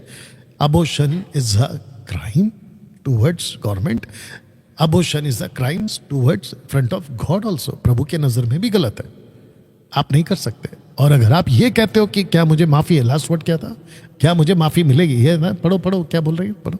हाँ, ये क्या कि बोल अगर मजबूरी में अबॉर्शन करना पड़े तो जो अबॉर्शन करा रहे हैं तो उनका वो कैसे लेखा देंगे, जजमेंट कैसे होगा उनका? अरे बिल्कुल होगा आपका जजमेंट आपका जजमेंट बिल्कुल होगा, दिमाग से निकाल दो। और ये कौन है चिरकुट टाइप के लोग जो कहते हैं ना कि छोटी छोटी गलती ना परमेश्वर माफ कर, अरे भाई वापस पढ़वा दे। अच्छा एक और पढ़वा लो, एक और पढ़ लो, मत्ती 5:37 पढ़िए अजीब लोग है यार। हाँ मसीह समाज में ऐसे ऐसे लोग घुस गए हैं ना, क्या बताएं मैं आपको। परंतु तुम्हारी बात हाँ की हाँ या नहीं की नहीं हो, क्योंकि जो कुछ इससे अधिक होता है वह बुराई से होता है। अभी 5:19 पढ़ो, आपकी बात क्या होनी चाहिए, हाँ की हाँ ना की ना। हाँ 5:19 पढ़ो उसी का। इसलिए जो कोई इन छोटी से छोटी आज्ञाओं में से किसी एक को तोड़े और वैसा ही लोगों को सिखाए, वह स्वर्ग के राज्य में सबसे छोटा कहलाएगा। हाँ सबसे छोटा कहलाएगा, इसका मतलब क्या है, हमको छोटी छोटी बातों के लिए छूट है। अच्छा आपको लगता है छोटी छोटी बात के लिए छूट है? जितने लिसनर्स हैं और जितने प्रीचर्स हैं, बहुत ध्यान से सुनिएगा, डॉक्ट्रीन कभी भी एक वचन से नहीं बनता है। डॉक्ट्रीन के लिए आपको कम से कम 2 से 3 स्क्रिप्चर्स चाहिए। एक वचन उठाकर नहीं बोल देना कि देखो यहाँ छोटी छोटी गल छोटा कहलाएगा। कभी कॉन्सेप्ट भी समझा, ये आप हिंदी में पढ़ रहे हो, जीसस ने हिंदी में बात नहीं किया है, ग्रीक में बात किया है। आप इंग्लिश में पढ़ोगे तो भी गलत हो जाएगा। जीसस का बात का मतलब समझना होगा। इसका मतलब जीसस छोटी छोटी मतलब क्या है ना, इसको तो ऐसा भी बोल सकते हैं, मैं साल में 1 बार दारू पीऊंगा, छोटी गलती है। मैं कभी कभी सिगरेट पी लूंगा, छोटी छोटी गलती है। क्या बकवास है ये, गलती गलती है, अबॉर्शन अबॉर्शन है, मजबूरी हो या फिर कोई भी वजह, गलत गलत है जी। Thank you so much pastor. और मैं समझती हूँ कि आपको इस बात का जानकारी मिल गया होगा और ये बहुत लोगों के लिए भी एक एक ज्ञान बोल सकते हैं कि सभी को ये ज्ञान होना बहुत ज़रूरी है इन चीज़ों का, ताकि आप ना इन चीज़ों का सावधानी रखें। ओके, नेक्स्ट क्वेश्चन है राम जतन से। उनका 3-4 क्वेश्चन जो उन्होंने भेजा है, अच्छा। मैं एक साथ आपको बताना चाहूँगी, आप उसका एक एक करके उत्तर दे सकते हैं जी। पहला ये है कि शैतान ने भले और बुरे का ही फल क्यों लगाया? क्या क्या शैतान ने लगाया? हाँ, नहीं नहीं नहीं, उन्होंने ये शैतान ने पूछा नहीं है, ऐसा लगाया, पूछा है। शैतान ने नहीं लगाया। ओके, अगर वो सुन रहे हैं, अच्छा पहला काम करो, पूरा पढ़ लो। ओके, और नेक्स्ट क्वेश्चन ये है कि जब इजरायली पाप करते थे तो बकरों और बैलों का लहू ही क्यों चढ़ाया जाता था? और उसके बाद है कि पानी का ही बपतिस्मा क्यों? और शैतान ईश्वर क्यों बनना चाहता था? तो ये 4 सवाल है जो वो जानना चाहते हैं। मैं समझता हूं जी, मैं समझता हूं कि मसीह समाज के अंदर है ना, अब क्योंकि हमने प्रोग्राम रख दिया है कि आप अपना क्वेश्चन डाल सकते हो, पूछ सकते हो, बट क्वेश्चन करने के लिए भी बुद्धि चाहिए। आप जब क्वेश्चन करते हो ना, उसके लिए भी बुद्धि चाहिए कि भाई मैं पूछ क्या रहा हूं। ओके, तो फिलहाल अब क्योंकि आ गया है, अब आप में से कई लोग ऐसे होंगे, तो मैं आपको बता दूं सबसे पहले कि कुछ ऐसे प्रश्न आपके दिमाग में आते कहां से, पहली बात तो ये, तो पहला वाला को क्लियर कर देता जी। पहला क्या है कि शैतान ने भले और बुरे का फल ही क्यों खिलाया, लगाया और खिलाया? अच्छा ठीक है, तो ये जो भी भाई का क्वेश्चन है, अगर वो सुन रहे, आपको बताता चलूं कि अच्छा आपने वो क्वेश्चन लिया है ना, मरकुस 16:17, हाँ याद रखना, क्योंकि वो भाई मुझे कम से कम 2 बार बोल चुके कि वो वेट कर रहे हैं आज हमारा बात को सुनने के लिए। सबसे पहली चीज, परमेश्वर ने अदन की वाटिका में ये सारी चीजें बनाई थी। अच्छा, आज एक चीज और बोल रहा हूं जो कि मैं अगले हफ्ते से अपने बाइबल कॉलेज के स्टूडेंट्स को भी सिखाऊंगा। आपको पता होना चाहिए, जितने दर्शक हमारे देख रहे हैं फेसबुक पे, सॉरी यूट्यूब पे कितने, ओके 450 के आसपास जो लाइव अभी इस वक्त में देख रहे हैं, आप सबको दर्शकों को बताता चलूं कि परमेश्वर ने सबसे पहले अदन की वाटिका बनाई, ना कि आदम बनाया। आदम बाद में बना है, अदन की वाटिका पहले बनी है। अदन की वाटिका में जब बन रहा था उसका वक्त कितना है, आदम को बने ये हिस्ट्री हमारे पास है, जिसको कहते हैं टाइम ड्यूरेशन, हमारे पास में है। लेकिन अदन की वाटिका को कब बनाया, मूसा बाबा के पास में इसका कोई टाइम नहीं दिया गया। अब अदन की वाटिका में वहां क्या क्या घटा है, इसका किसी प्रकार का कोई हिस्ट्री हमारे पास नहीं है और ना ही लिखा गया है। अदन की वाटिका में, अदन की वाटिका में सीधा पूछते हैं कि भाई अदन की वाटिका में पाप का पेड़ का फल, अच्छे बुरे ज्ञान का पेड़ कहां से आ गया। पहला यह पता लगाओ, आदम जब नहीं बना था तब अदन का वाटिका बन गया था। वहां पर क्या हुआ होगा, यह कभी सोचा है? और फिर हिजकिय्याह की किताब उसका 14 अध्याय, वहां पे हम कैसे समझ पाते हैं कि वहां पर आपका अदन की वाटिका में तू रहता था, 14 अध्याय या 28 चैप्टर जो भी है, वहां पे लूसीफर कैसे पहुंच गया, ये सारी चीजें समझना होगा ना। तो सबसे पहली चीज है कि परमेश्वर ने लगाया, और परमेश्वर ने कहा, देखिए मैं हमेशा कहता हूं, वापस कहना चाहता हूं, पाप का फल में कुछ गड़बड़ नहीं था। पाप का जो पेड़ था ना, उसमें कोई गड़बड़ नहीं था, फल में कोई गड़बड़ नहीं था।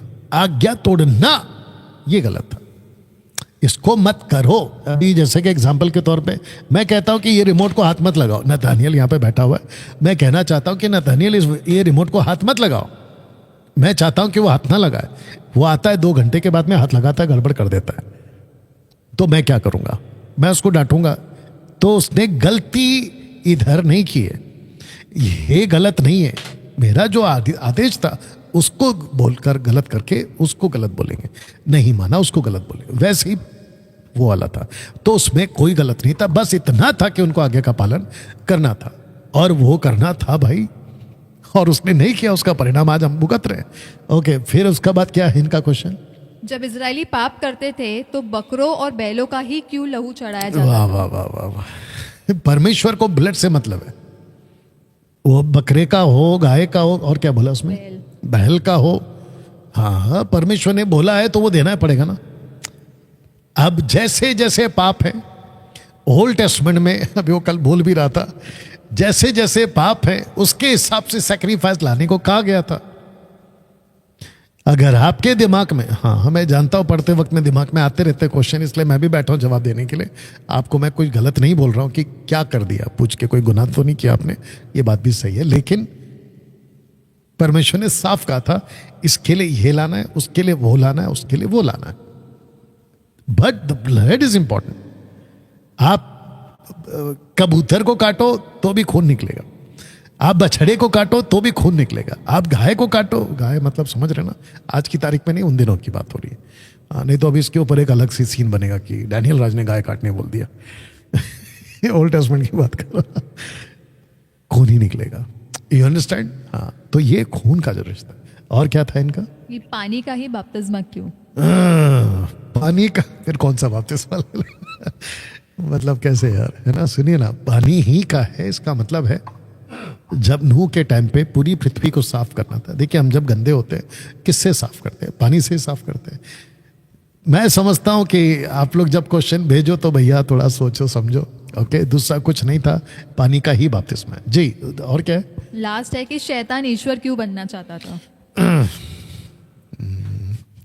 तो जब हम ऊपर पहुंचेंगे हो सके तो उससे बात करेंगे कि भाई तुम क्यों बनना चाहते थे। I think this is enough. Okay, ठीक है। मैं समझती हूँ आपको आपका जवाब मिल गया होगा, जी। एंड हम आगे बढ़ेंगे। और नेक्स्ट क्वेश्चन ये है, अच्छा, ये बात भी साबित होती है सलोमी कि हम लोग सब ले रहे हैं। यस, ऐसा नहीं है कि हम कुछ, है ना, छोड़ दे रहे कुछ ले रहे, नहीं।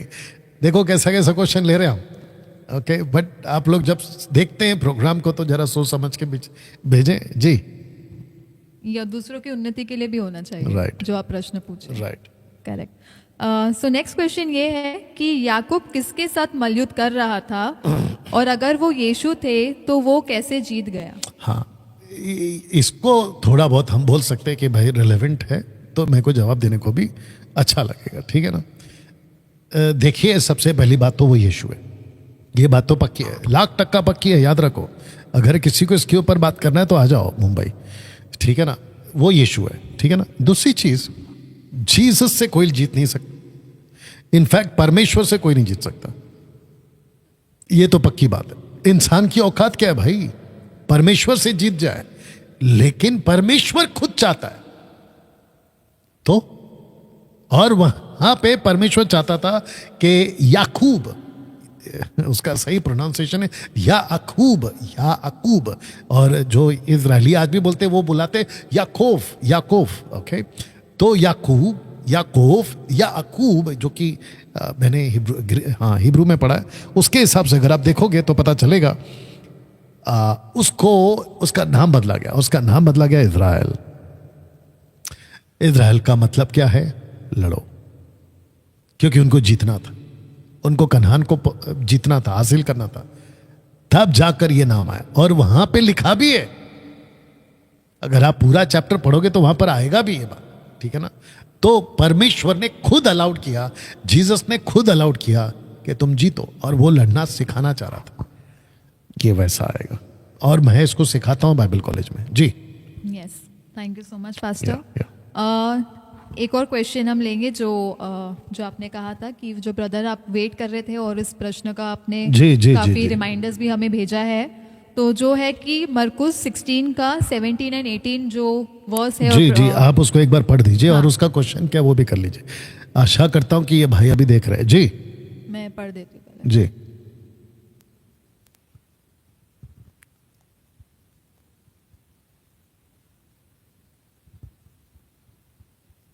जी,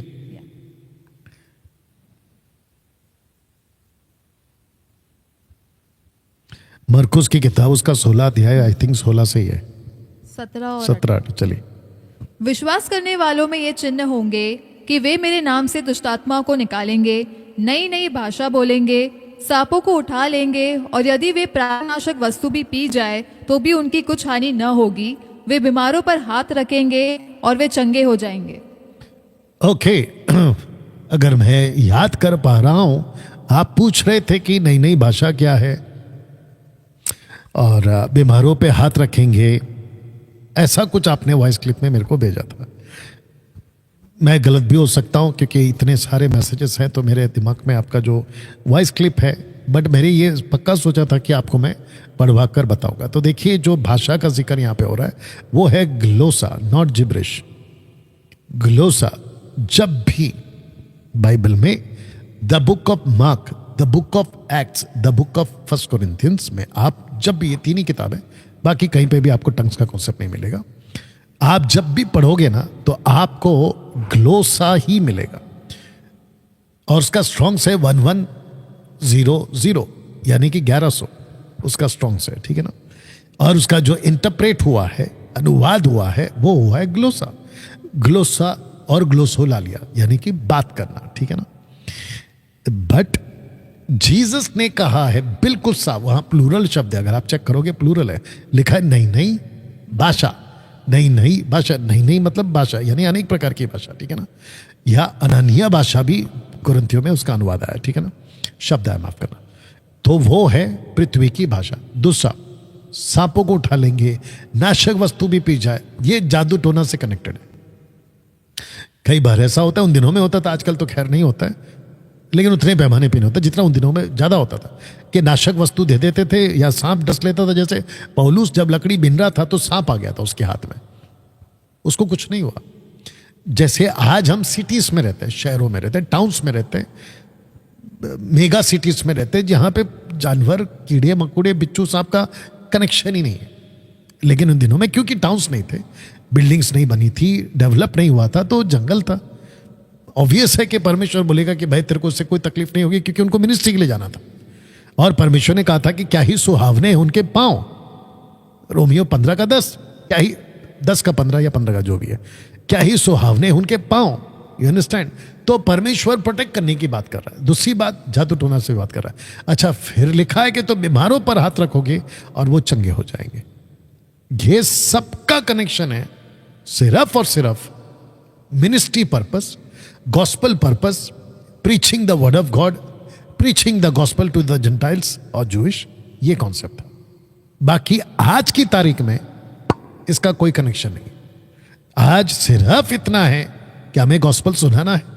गॉस्पल सुनाते वक्त में वो व्यक्ति जिसको आप गॉस्पल सुना रहे उसकी कोई समस्या है, उसका कनेक्शन जीसस से करा दो, वो खुद प्रार्थना करेगा। अगर आपको करना है करिए। अगर प्रभु मिरेकल्स करता है प्रेज गॉड, और अगर नहीं करता है तो भी प्रेज गॉड, क्योंकि मिरेकल के बेस पे किसी व्यक्ति का सेल्वेशन कंफर्म नहीं होता है, वर्ड ऑफ गॉड के बेस पे उसका सेल्वेशन कंफर्म होता है। जी, thank you so much pastor. और मैं समझती हूँ कि आपको आपका जवाब मिल गया होगा और आपने ना काफ़ी वेट किया है इस जवाब के लिए, तो आप ना संतुष्ट हो गए होंगे इस जवाब से। जी, एक प्रश्न है जो हम यहाँ पर सभी के बीच में रखना चाहेंगे, और जैसे सभी स्लाइड पर देख पा रहे होंगे कि लिखा है, क्या सोशल मीडिया पर संदेश सुनना गलत है? क्या लोकल चर्च के पास्टर को ही सुनना चाहिए? तो ये जो दो प्रश्न हैं कि सोशल मीडिया पर, जैसे अभी बहुत टाइम ऐसा होता है कि हम ना देखना चाहते हैं कि और क्या क्या जो पास्टर्स होते हैं या फिर बाइबल टीचर्स होते हैं क्या सिखाना चाहते हैं, और हम ढूंढते हैं कि कौन क्या सिखा रहा है, और हम सर्च करते हैं बहुत सारे पास्टर्स को, बाइबल टीचर्स को, और सुनना चाहते हैं कि कौन कौन से कॉन्सेप्ट पे क्या सिखाता है। तो जैसे यहाँ पर हम देख पा रहे हैं कि सोशल मीडिया पर संदेश सुनना, प्रचार सुनना, और साथ ही साथ कि लोकल चर्च के पास्टर को ही सुनना है क्या? तो ये जो दो चीज़ें हैं, ये बातों का अर्थ अगर आप हमें बता सकें। ओके। मैं चाहता हूं कि एक वचन पढ़िए, प्रकाशित वाक्य उसका पहला अध्याय, वचन 6 से 7 से पढ़ लीजिए। प्रकाशित वाक्य उसका पहला अध्याय वचन 7 से पढ़िए तो। देखो, वह बादलों के साथ आने वाला है जी। और हर एक आंख उसे देखेगी, जी। वरन जिन्होंने उसे बेदा था वे भी उसे देखेंगे, और पृथ्वी के सारे कुल उसके कारण छाती पीटेंगे। हाँ, आमीन। ओके, वापस पढ़िए उसको। देखो, वह बादलों के साथ आने वाला है और हर एक आंख उसे देखेगी। क्या क्या क्या क्या? और हर एक आंख उसे देखेगी। रिपीट। और हर एक आंख उसे देखेगी। आज की तारीख का पॉपुलेशन क्या है विश्व का? 8 बिलियन, 800 करोड़। अगर 800 करोड़ आज की तारीख में अगर यीशु आता है तो हर एक आंख कैसे देखेगी? नहीं, मेरा क्वेश्चन है हर एक आंख कैसे देखेगी? तो हमको किसका सहारा चाहिए? हमको सहारा किसका चाहिए? मीडिया का। अगर मोदी जी 15 अगस्त हो, 26 जनवरी हो, उनका अगर भाषण सुनना है लाल किले से या कहीं से भी, तो कहां से सुनते हैं? ऑनलाइन। एग्जैक्टली, सोशल प्लेटफॉर्म जहां पे न्यूज चैनल चलाया जाता है। तो मेरा क्वेश्चन ये है कि हर एक आंख देखेगी। प्रकाशित वाक्य में जब जीसस ने बोला, अगर वहां पे कोई लॉजिकल आदमी बैठा होता, योना को पहले पकड़ता कि योना जी हर एक आंख कैसे देखेगी? अगर यीशु मसीह इजराइल में आ जाएंगे तो अफ्रीका वाले कैसे देखेंगे, अमेरिका वाले कैसे देखेंगे, भारत वाले कैसे देखेंगे? तो यहां पे एक मैसेज है, social platform, media, news channel, YouTube, Facebook, Instagram और क्या है, व्हाट्सएप, या जो भी आप बोलो, इसकी बातें बाइबल में कुछ कुछ हल्के हल्के प्रोफेसी के रूप में आपको दिखने को पढ़ने को मिल जाएंगे। इसमें गलत क्या है? नंबर 1। नंबर 2, मैं चर्च का पास्टर हूं, मैं खुद एक पास्टर हूं। हालांकि मैं अपने नाम के आगे या पहले पास्टर नहीं लगाता और मेरे को कोई शौक नहीं है, ठीक है ना। पहले लगाता था, लेकिन जब अकल आई तो मैंने लगाना छोड़ दिया, क्योंकि मेरे को नाम नहीं चाहिए, मेरे को काम चाहिए। तो मैं काम करता हूं, नाम नहीं लेता हूं, ठीक है ना। ध्यान से सुनिए मैं खुद एक चर्च का पास्टर हूं और मैं खुद चाहता हूं कि जो चर्च के लोग हैं वो अपने पास्टर के अधीन रहें। मैं खुद सिखाता हूं और मैं चाहता हूं कि हर चर्च का मेंबर अपने अपने पास्टर के अधीन रहे। ओके, लेकिन सवाल उठता है, कौन से पास्टर के, या कौन से पास्टर के? देखिए, आप जब खाना खाने जाते हो ना, अच्छा होटल ढूंढते हो कि होटल कौन सा अच्छा है। क्यों? आप जब बच्चे को स्कूल में डालने जाते हो तो आप पहले चेक करते हो कि स्कूल कौन सा अच्छा है। क्वेश्चन है क्यों? वो छोड़िए, आप दुनिया का कोई भी चीज ले लो, आप सबसे पहले चेक करते हो वो कैसा है, वो जगह कैसी है, वो चीज कैसी है। वैसे ही हर चर्च के मेंबर ने अपने पास्टर को चेक करना है, क्या मेरा पास्टर इसके हिसाब से सिखा रहा है क्या? अगर वो इसके हिसाब से सिखा रहा है, मैं वापस कहता हूं उस पास्टर के अधीन रहो। और वो जो कुछ यहां से सिखा रहा है आपको सीखना ही है।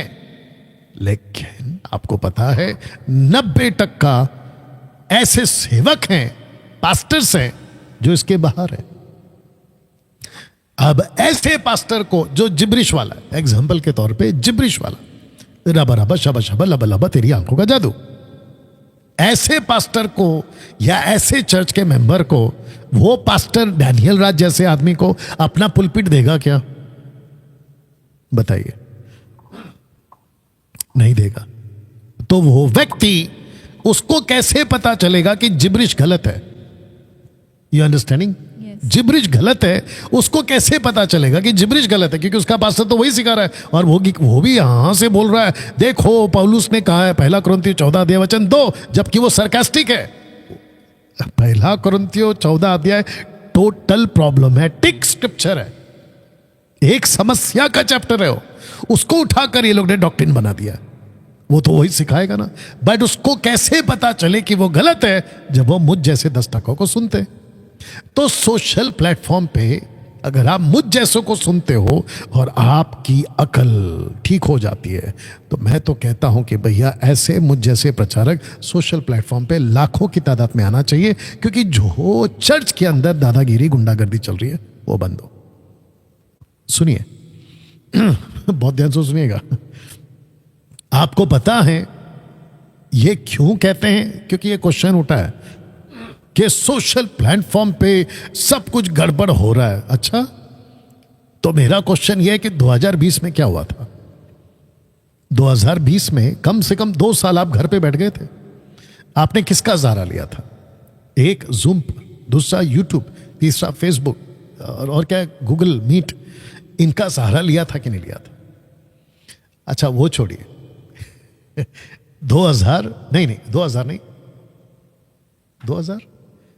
2003 में शायद, अगर मैं गलत, बेनिन मुंबई आया था।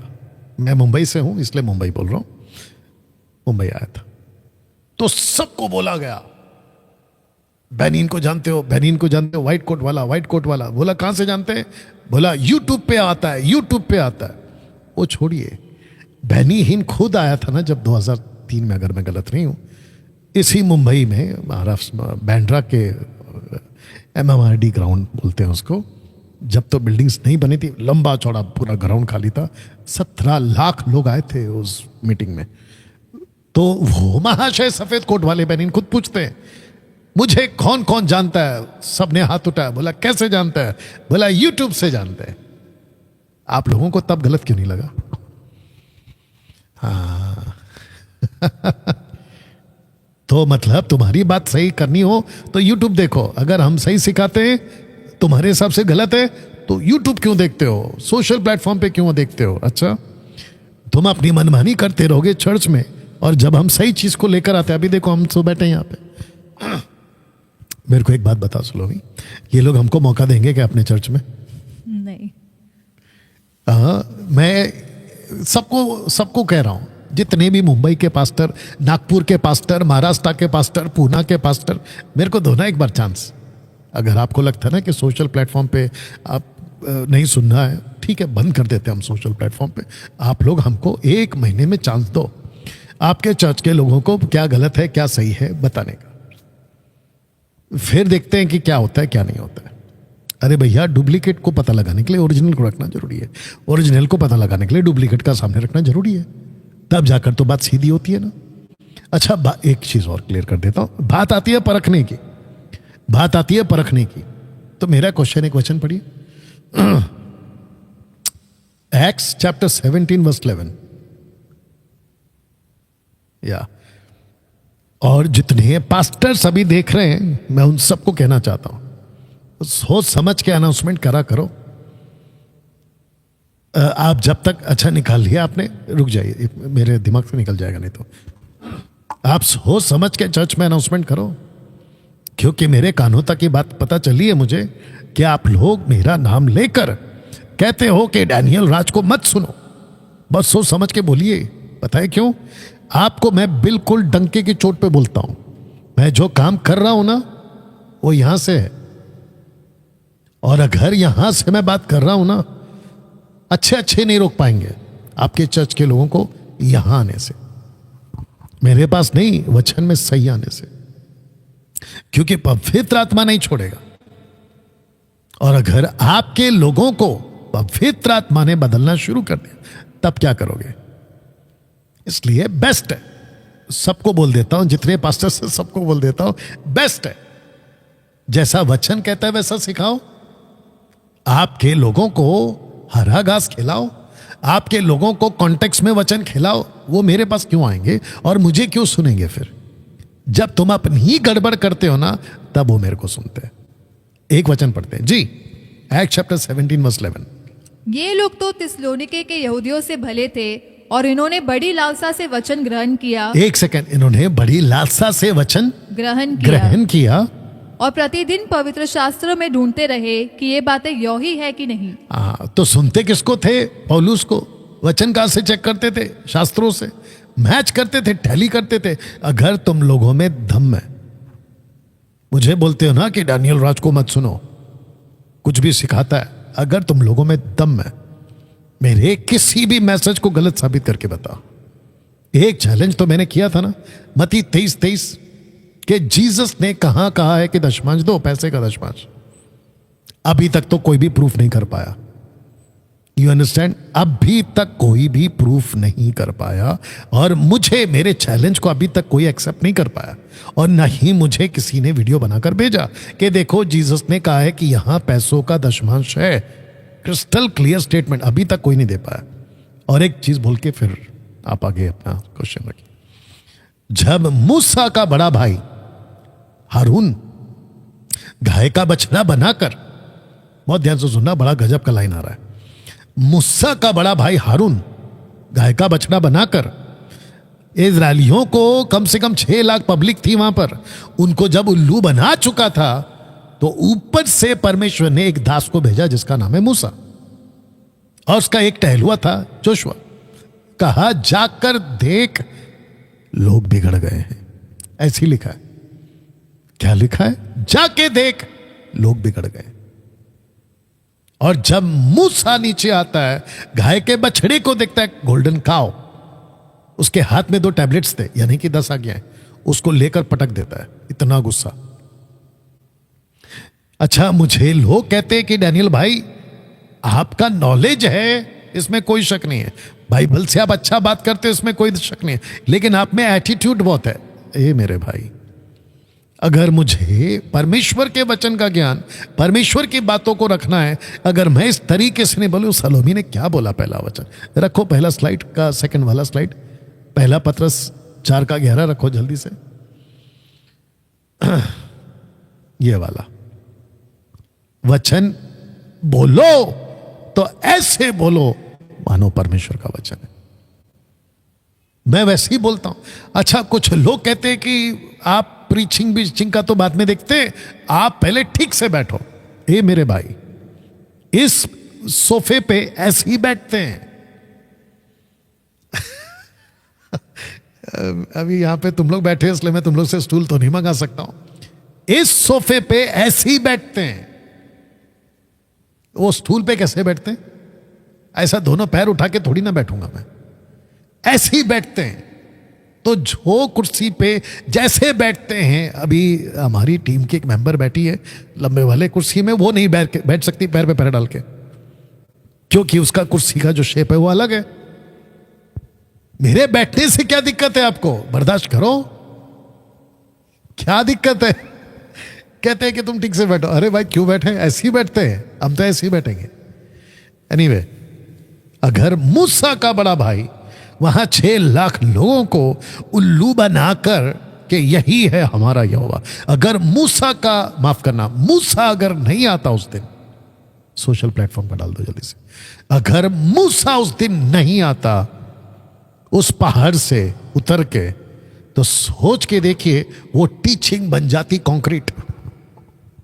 गाय का बछड़े की टीचिंग क्या बन जाती? कंक्रीट बन जाती।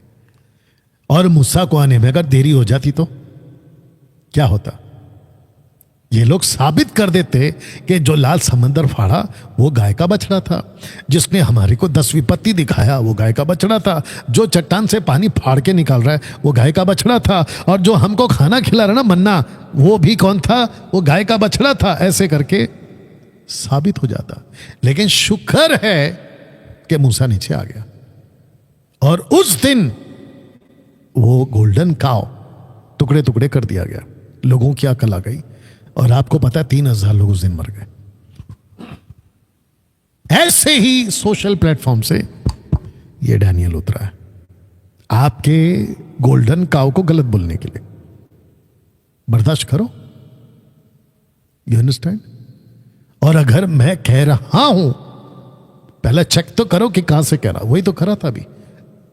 थिस्सलुनीके के लोगों ने पौलुस को चेक किया। मेरा ओपन चैलेंज है, मुंबई के जितने चर्चेस हैं सबको, महाराष्ट्र के जितने चर्चेस हैं सबको, विश्व के जितने चर्चेस हैं जो हिंदी समझते सबको, मेरे को कहीं से भी गलत साबित करके बताओ। इसमें से ओपन चैलेंज है। हाँ, ये चिरकुट ना, ये चिरकुट टाइप के लोग नहीं चाहिए। सत्य वचन वाला सुरेश, ना उसको बाइबल का नॉलेज है, ना उसको बाइबल का कोई वचन का सर और पैर पता है, कहीं से भी कुछ भी लगा देगा वो। ऐसा आदमी है। अभी 300 आ रहे हैं आपके लिए ऐसे लोगों के लिए आ रहे हैं अभी 300 लोग जी। तो यही वजह है कि क्या सोशल प्लेटफॉर्म पे या मीडिया पे हमको लोग सुनना चाहिए? बिल्कुल सुनना चाहिए। मैं तो कहता हूं कि बिल्कुल सुनो। और मैं 2 मिनट दीजिए, मैं कहता हूं कि तुमको इतना डर क्यों है? पहली बात, पास्टर्स आप लोगों को इतना डर क्यों है मुझसे? अपने लोगों को रिलीज करो ना। अगर आपका होटल का खाना अगर बेस्ट टेस्ट वाला है, आपका कुक बावर्ची डंके की चोट पे कहता हूं कि तुम्हारा कस्टमर दूसरे होटल में नहीं खाएगा, क्योंकि आपका बावर्ची अच्छा खाना बना रहा है। आप संडे को अच्छा खाना परोसो ना। आपकी भेड़ें दूसरा घास को खाने क्यों जाएंगी? दिमाग में लाओ ये बातें। तो ये काम पवित्र आत्मा का है, मेरा नहीं है। 2020 कोरोना वायरस मैं तो कहता हूं मेरे लिए आया, मसीह मंथन बैठक के लिए आया है कि इस हिसाब से कि हम लोगों ने 2020 में से जो अभी तक 5 साल हो गए, जो तहलका, जो धमाका खरी शिक्षाओं का लेकर आए, दहाड़, सोच के देखिए मात्र 5 साल में 4 लाख मेंबर्स हैं हमारे। मात्र 5 साल में 4 लाख मेंबर्स ऑनलाइन। बताइए जी। नेक्स्ट। करेक्ट। मुझे तो यही लगता है कि वो इसीलिए रोकते होंगे क्योंकि उनको ऐसा लगता होगा कि अगर ना उनके लोग अगर ऑनलाइन आपको सुनेंगे तो उन्हें भी सच्चाई का पता चल जाएगा, वे भी सत्य को जान जाएंगे। और जैसे आपने कहा ना कि अगर आप भी अच्छा ही सिखाओगे या फिर आप भी खरी शिक्षाओं का प्रचार करोगे तो आपके लोग क्यों किसी और के पास जाएंगे? एग्जैक्टली। और मैं भी यही समझती हूँ और जानती हूँ कि आपको लोग नहीं बुलाते हैं फिजिकली चर्चेस में या फिर प्रचार करने के लिए क्योंकि वे डरते हैं, राइट? क्योंकि वो जो होता है ना बातों का ऐसा क्लैश हो जाएगा कि वो जो सिखा रहे हैं और अचानक से, इसीलिए वो रोकते भी कि ऑनलाइन ना सुने, तो इसीलिए आपको बुलाते भी नहीं है। लेकिन कब तक रोकेंगे? जिसके पास में गाय का बछड़ा है वो मेरे को क्यों सुनेगा? वही जिनके पास में गाय का बछड़ा है वो मुझे क्यों सुनेगा? मेरे पास में तो यहोवा का वचन है। कंटिन्यू। और कितना भी रोक ले, लेकिन जैसे आपने लिखा है कि सोशल मीडिया, और हम जब से 2020 में जब से एमएमबी चालू किया था, इसीलिए इतने लोगों तक हम पहुंच सके हैं, ना ही सिर्फ इंडिया में डोमेस्टिकली लेकिन इंटरनेशनली भी हम पहुंच सके, only because of social media. Exactly. और ये रीच करना और ये लोगों तक पहुंचाना भी बहुत ज़रूरी है क्योंकि पास्टर डैनियल अकेले हर जगह ट्रैवल नहीं कर सकते या फिर चर्चेस में जाके प्रीच नहीं कर सकते, लेकिन आप उनका जो वीडियोस है वो आप लोगों तक पहुंचा सकते हो। और मैं तो कहता हूं, तुम्हारी बात में एक लाइन जोड़ देता हूं, बहुत तेजी से फैल रहे हैं हम लोग। यस। जैसा वायरस फैला था ना तेजी से, ऐसे खरी शिक्षा तेजी से फैली है मात्र 5 साल में। मैं तो हमेशा कहता हूं दहशत आ गई है गलत शिक्षा वालों के अंदर। जी कंटिन्यू। करेक्ट, जो कोरोना वायरस से लोग डरते थे वैसे ही वो अभी MMB खरी के शिक्षा नाम से से डर डरते हैं। राइट, ओके, हम वापस से हमारे स्लाइड में जाएंगे और हमारे पास में समय भी बहुत कम है, तो हम 3 या 4 ही प्रश्न देखेंगे अभी। ओके।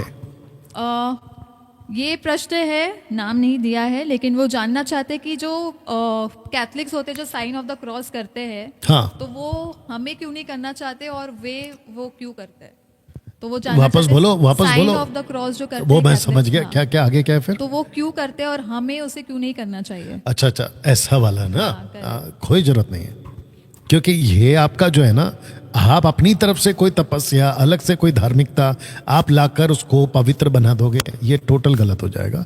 क्योंकि जो धार्मिकता पवित्र आत्मा ने दी है, परमेश्वर ने दिया है, उसके हिसाब से ही करना। तो ये जो है ना, ये आउटर हो जाएगा, ये बाहरी हो जाएगा, मूर्ति पूजा के कॉन्सेप्ट में आएगा।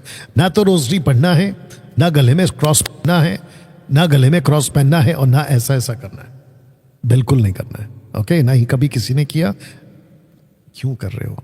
और जो करते हैं आप देख लो कि उनका जो जड़ है ना, पूरा का पूरा कॉन्सेप्ट है ना, वो कैथलिक वाला कॉन्सेप्ट है, आइडल वर्शिप वाला कॉन्सेप्ट, वो गलत हो जाएगा। तो इसकी कोई जो इजाजत वचन में नहीं है। जी राइट, ओके। नेक्स्ट है कि जब यीशु ने हमारे सब पाप माफ कर दिए हैं, तो हम फिर से क्यों क्षमा मांगते हैं। वो जानना चाहते हैं कि जब यीशु ने एक ही बार में सारे पापों की क्षमा मांग ली है, जो हमारे फ्यूचर पाप है उसकी भी क्षमा मांग ली, तो हम फिर से क्यों अपने पापों की क्षमा मांगते हैं। आपको किसने कह दिया कि आपको माफी मांगना है? और आपको किसने कहा है कि आप वही ट्रैक पे चलते रहो? एक वचन पढ़िए, the book of Hebrew chapter 6 verse 1। The book of Hebrew chapter 6 verse 1।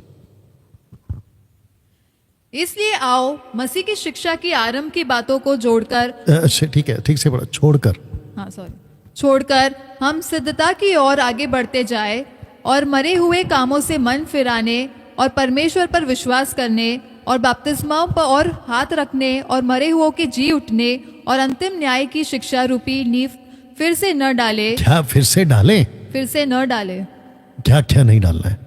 जो आपने ऊपर से पढ़ा है, आरंभ की बातों की फाउंडेशन आपको फिर से नहीं डालना है। फिर क्या करना है? कंटिन्यू। यदि परमेश्वर चाहे, कंटिन्यू करो, फिर से ना डाले, वहां कंटिन्यू करो, कंटिन्यू करो। यदि परमेश्वर चाहे तो हम यही करेंगे, क्योंकि जिन्होंने एक बार ज्योति पाई है। नहीं नहीं नहीं नहीं, नहीं। शुरू से पढ़ो, ऊपर से पढ़ो,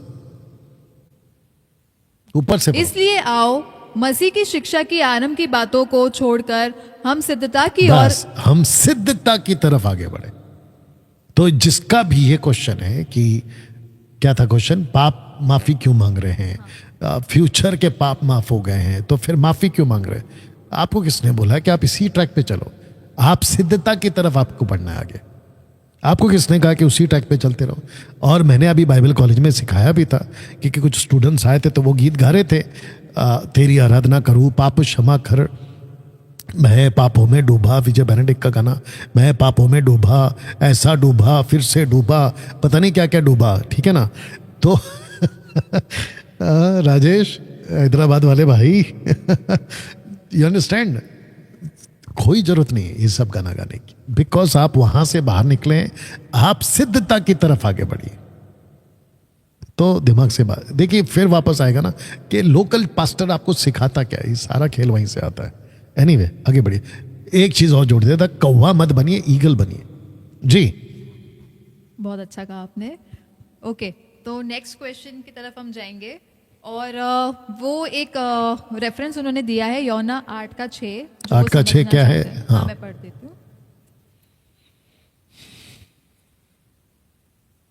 और साथ में वेलकम कर दो सबको फेसबुक और यूट्यूब पे। यस, यूट्यूब पे ओके। हम ऑलमोस्ट समाप्ति के पर पहुंच चुके हैं आज के एपिसोड नंबर 3, और मैं चाहूँगी कि जितने हमारे साथ में जुड़े हैं, ये फेसबुक और यूट्यूब के लिंक को आपके व्हाट्सएप ग्रुप्स पर डाल दीजिएगा, और आपके मसीह जो भाई बहन है और मसीह जनता के पास भी इस वीडियो को पहुंचाइएगा, और जब ये अपलोड हो जाएगा तभी भी आप इसे शेयर करें कि जिन लोगों को इन चीज़ों की ज़रूरत है और जो इस ज्ञान की ज़रूरत है वे भी प्राप्त कर सके।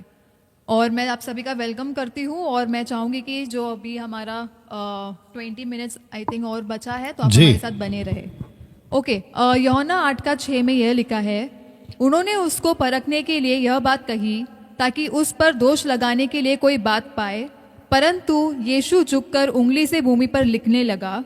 जब वे उसे पूछते ही रहे तो उसने सीधे होकर उनसे कहा, तुम में जो निष्पाप हो वही पहले उसको पत्थर मारे। तो ये जो बोलते हैं ना, जो ये पूरा ऊपर से आप स्क्रिप्चर्स अगर देखेंगे तो वो ये पूछना चाहते हैं कि जब व्यभिचारिणी स्त्री को जब भी ना आमना सामना हुआ था, जब यीशु बात कर रहे थे, तो जब भी उनको बोला कि आप क्या कहना चाहते हैं, क्योंकि मूसा कहता है कि अगर आप ऐसे को पकड़ो तो पथराव कर दो उन पर। तो उन्होंने यीशु के पास आकर यही पूछा कि आप क्या कहना चाहते हो, आपका क्या इस पर विचार है। तो तब यीशु ने झुककर नीचे कुछ लिखने लगे। तो वो जानना चाहते कि यीशु क्या लिखने लगे और उसके बाद में ये क्यों कहा उन्होंने। मतलब कैसे? बाप रे, ना तो पतरस बोल पाएगा, ना तोमा, मैथ्यू, जॉन, कोई नहीं बोल पाया। डैनियल राज कैसे बोल लेगा? जब इन्होंने नहीं बोला है, मैं कैसे बोलूं? और जब जीसस ने कुछ क्या लिखा है उन्होंने नहीं बताया, तो हम क्या बताएं? हम सिर्फ कैलकुलेट कर सकते हैं, लॉजिक लगा सकते हैं, अनुमान लगा सकते हैं कि ये लिखा होगा, वो लिखा होगा। मेरे पास में एक ही है लॉजिक, वो है कि भाई वहां जितने खड़े थे सबके पाप लिख रहा होगा कि अगर एक ने भी बोला मैं मारूंगा तो ले भाई तेरे पाप ये है, वो हो सकता है। अब इस एक्चुअली क्वेश्चन क्या है उनका? यही कि वो क्या लिख रहे थे और उसके बाद में यीशु ने ये उत्तर क्यों दिया उन्हें। क्या उत्तर दिया कि जो कोई, लिख रहे- हाँ, तो वहां सब पापी है, वहां पे सब पापी। और जो व्यवस्था थी ये तो मूसा के द्वारा परमेश्वर ने खुद दी थी कि जो भी ऐसा काम करेगा उसको पत्थर से मारा, ये प्रभु की ओर से था। लेकिन अब क्योंकि बातें बदल रही थी, अनुग्रह आ रहा था, माफी आ रही थी, वो चीज वहां पर जीसस लेकर आ रहे थे। तो लोगों ने कहा कि अब उसके पहले कईयों को मार दिया होगा, ये बात भी है। वो तो एक घटना है ना, उसके पहले कईयों को मारा होगा, कई औरतों को मारा होगा, ये घटना है पकड़ने के लिए। तो ये एक इंसिडेंस है जहां पे जीसस ने ये बात को लेकर आई है, बाकी इसमें कुछ नहीं है जी। ओके, आज के एपिसोड का हमारा लास्ट क्वेश्चन है। ये प्रश्न पूछा है सुभाष मेहर ने जी। उन्होंने कोट किया है जेनेसिस 6:2, हाँ। उत्पत्ति 6:2। पहले मैं पढ़ देती हूँ फिर उनका प्रश्न आपको बोलती हूँ। उसमें लिखा है, तब परमेश्वर के पुत्रों ने मनुष्य की पुत्रियों को देखा कि वे सुंदर है और उन्होंने जिसको चाहा उनसे विवाह कर लिया। तो वो जानना चाहते हैं कि जिसमें जो परमेश्वर के पुत्र लिखा है वे कौन है। अगर वे स्वर्गदूत है तो आत्मा कैसे इंसान के साथ संबंध बना सकते हैं। तो वो जानना चाहते हैं। आपको किसने कहा कि स्वर्गदूत जो है उनके पास में बॉडी नहीं है? हाँ, ये है कि आपके पास जो ह्यूमन बॉडी है वो नहीं है, लेकिन उनके पास बॉडी तो है। पहला कुरिन्थियों 15 अध्याय में पौलुस यही तो कहता है कि सबके पास में अपना अपना बॉडी है। चावल के पास, गेहूं के पास, दानों के पास, फलों के पास, फूलों के पास, जीव जंतुओं के पास, ऊपर जो सारे सूरज चांद तारे उनके पास में, एंजल्स के पास में, सबके, ह्यूमंस के पास में, सबके पास अपना अपना बॉडी है। आपको किसने कहा कि उनके पास बॉडी नहीं है? वो छोड़िए, आपका क्वेश्चन क्या था कि उन्होंने कैसे बच्चे पैदा किए? एक वचन पढ़िए, पहला सॉरी, इब्रानियों की किताब उसका 13 का 1 पढ़िए, हिब्रू चैप्टर 13 वर्स 1।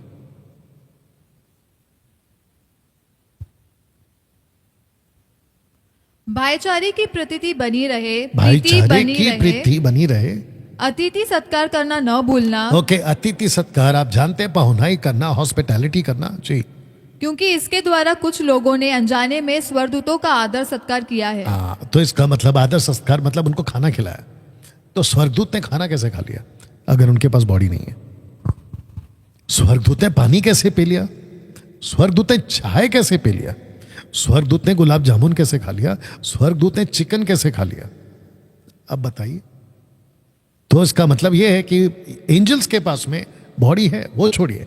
लूत के पास में जब 2 एंजल्स गए थे तो वहां के लोगों ने कहा कि इन 2 पुरुषों को बाहर भेजो, हम इनके साथ में फिजिकल होना चाहते हैं। अगर उनके पास में बॉडी नहीं है तो फिजिकल कैसे होंगे?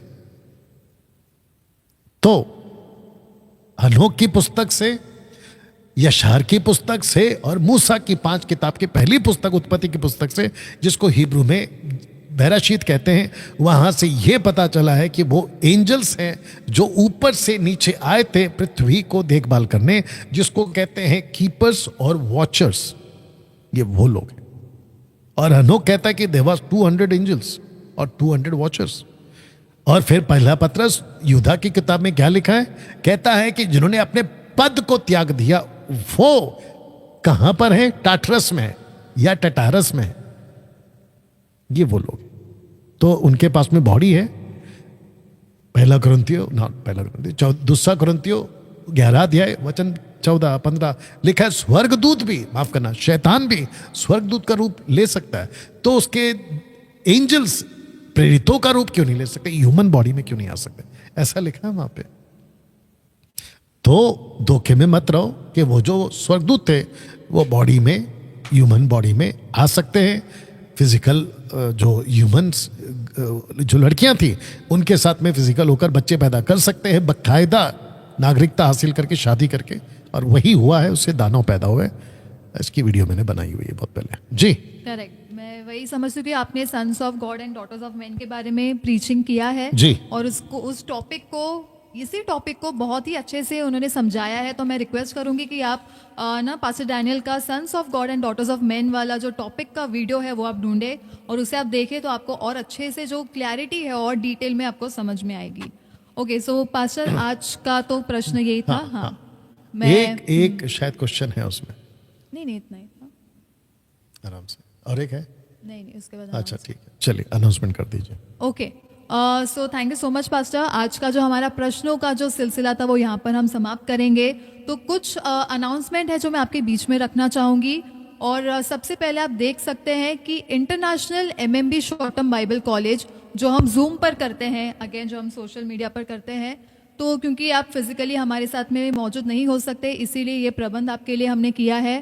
पहला एक सेशन ऐसा ऑनलाइन जो इंटरनेशनल MMB मेंबर्स के लिए वो हम कर चुके हैं और ये सेकेंड टाइम है जो हम करने जा रहे हैं, और जो कि होगा अगस्त 4 तारीख से 10 तारीख को। आप नीचे डेट और डेज भी देख सकते हो कि ये मंडे शुरू होगा और संडे तक चलेगा।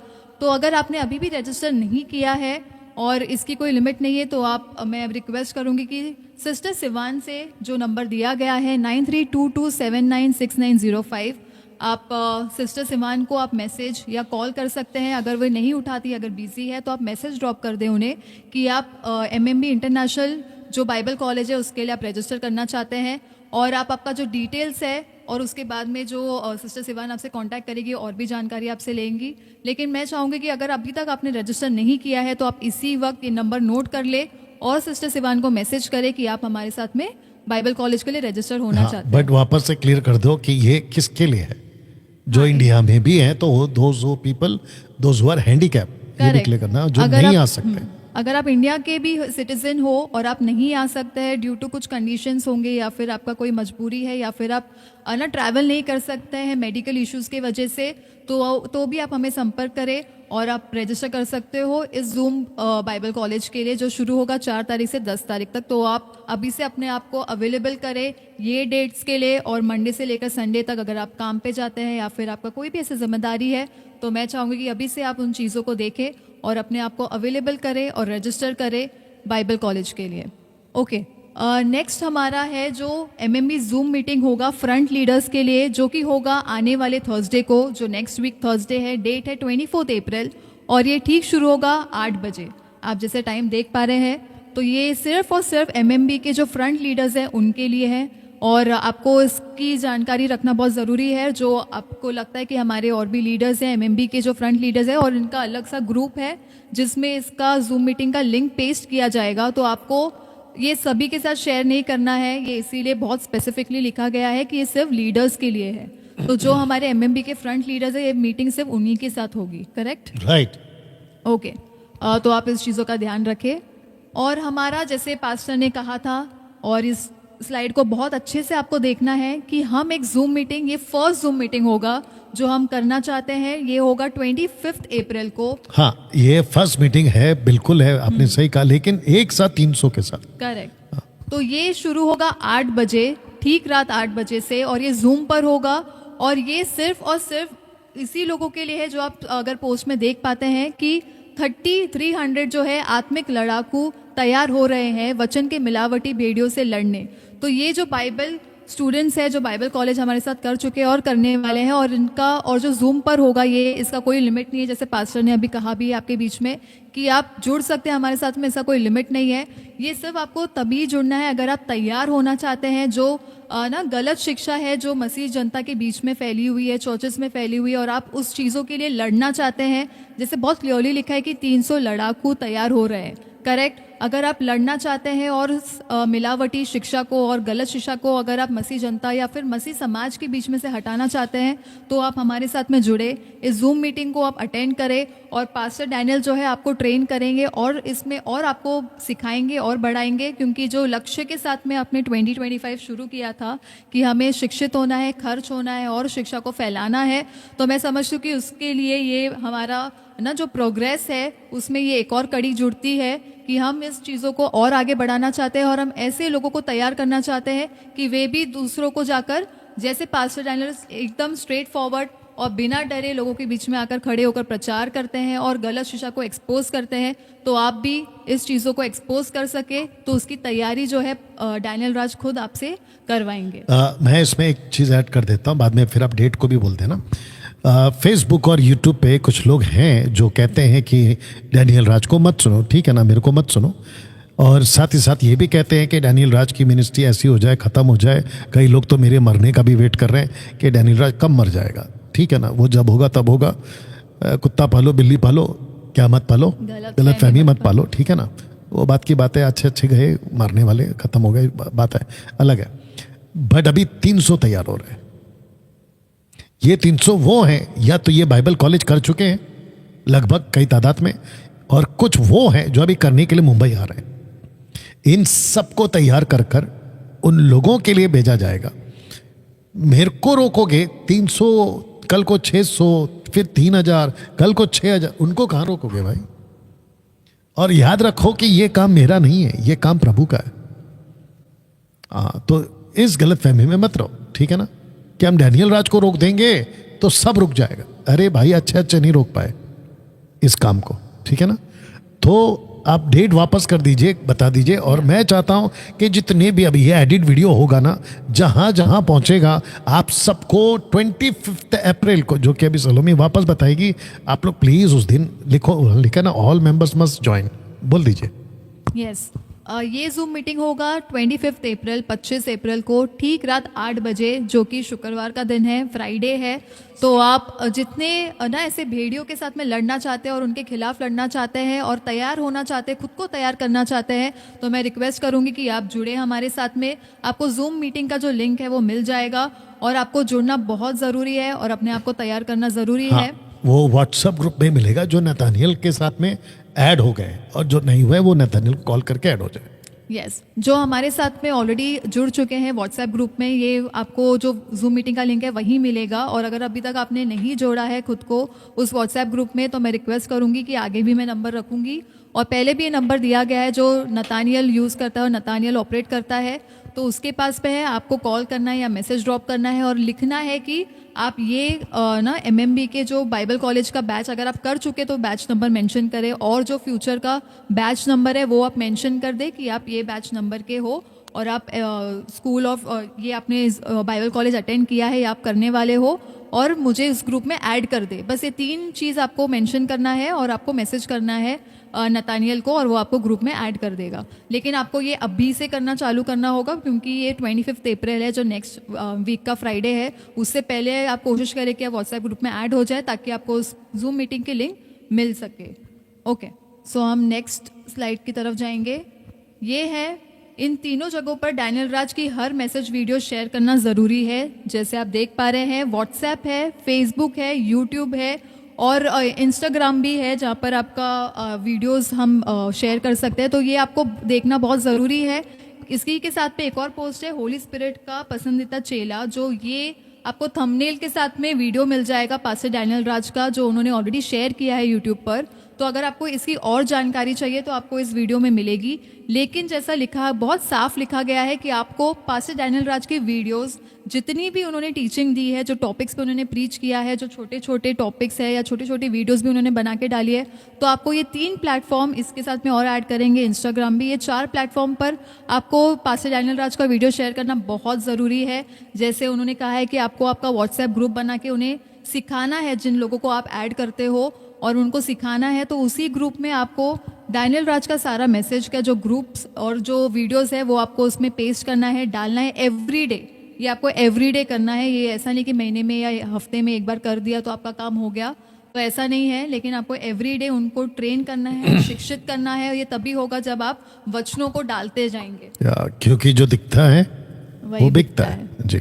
ओके, तो आप ध्यान रखें कि आपको मैसेजेस और जो पास्टर डैनियल राज के जो वीडियोस है उनको आप शेयर करें ये सभी प्लेटफॉर्म्स पे। अगर आप नहीं हो तो मैं रिक्वेस्ट करूंगी कि आपको आपका फेसबुक आईडी बनाना है, यूट्यूब पे आपको आपका चैनल बनाना है, आपको फेसबुक पे आपको आईडी बनाना है और व्हाट्सएप पे आपको आपका जो ग्रुप है वो बनाना है और आपको इन चीज़ों को शुरू करनी बहुत ज़रूरी है।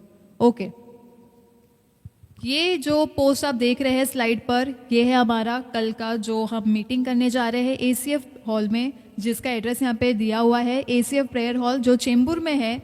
और ये जो हमारा ईस्टर संडे का जो मैसेज होगा, जो वहाँ पे लिखा है कि special message on Jesus resurrection, और ये खुद डैनियल राज जो है वहाँ पर मौजूद होंगे।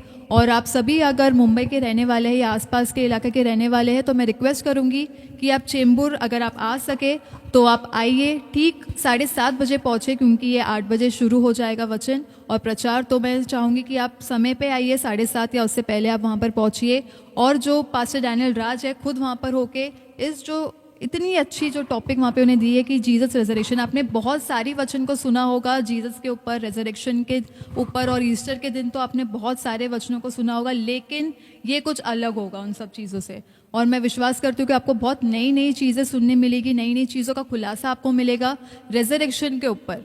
तो अगर आप आपके ज्ञान को और बुद्धि को बढ़ाना चाहते हैं तो मैं रिक्वेस्ट करूंगी कि आप हमारे साथ में कल जुड़े। हाँ, लेकिन 8 बजे हम लाइव होंगे फेसबुक पर, यस, और उसका रिकॉर्डेड वीडियो डालेंगे यूट्यूब पर। तो फिजिकली अगर आप हमारे साथ में जुड़ सकते हैं तो आपको एसीएफ प्रेयर हॉल में आना है जो चेंबूर में है। और अगर आप हमारे साथ नहीं जुड़ सकते और आप दूसरे ना स्टेट कंट्री से हैं तो आप हमारे साथ में लाइव जुड़ सकते हैं, जो कि फेसबुक और यूट्यूब पर होगा ठीक 8 बजे जो हम स्टार्ट करेंगे। तो आपको आपका जो ना दिन का जो भी काम है वो ख़त्म कर लीजिए और 8 बजे हमारे साथ में जुड़िए, ताकि आप पूरा जो वचन है 8 से लेकर जितने भी बजे तक पास्टर बात करेंगे आप हमारे साथ में बने रह सकते हैं। तो मैं रिक्वेस्ट करूंगी कि ये कल ही का दिन है तो अपने आप को अवेलेबल करें और इस सुंदर से मैसेज को जो पास्टर हमारे बीच में रखेंगे उसको आप सुन सके। या राइट, आप कुछ नेक्स्ट कहना क्या? चाहेंगे नहीं, हो गया।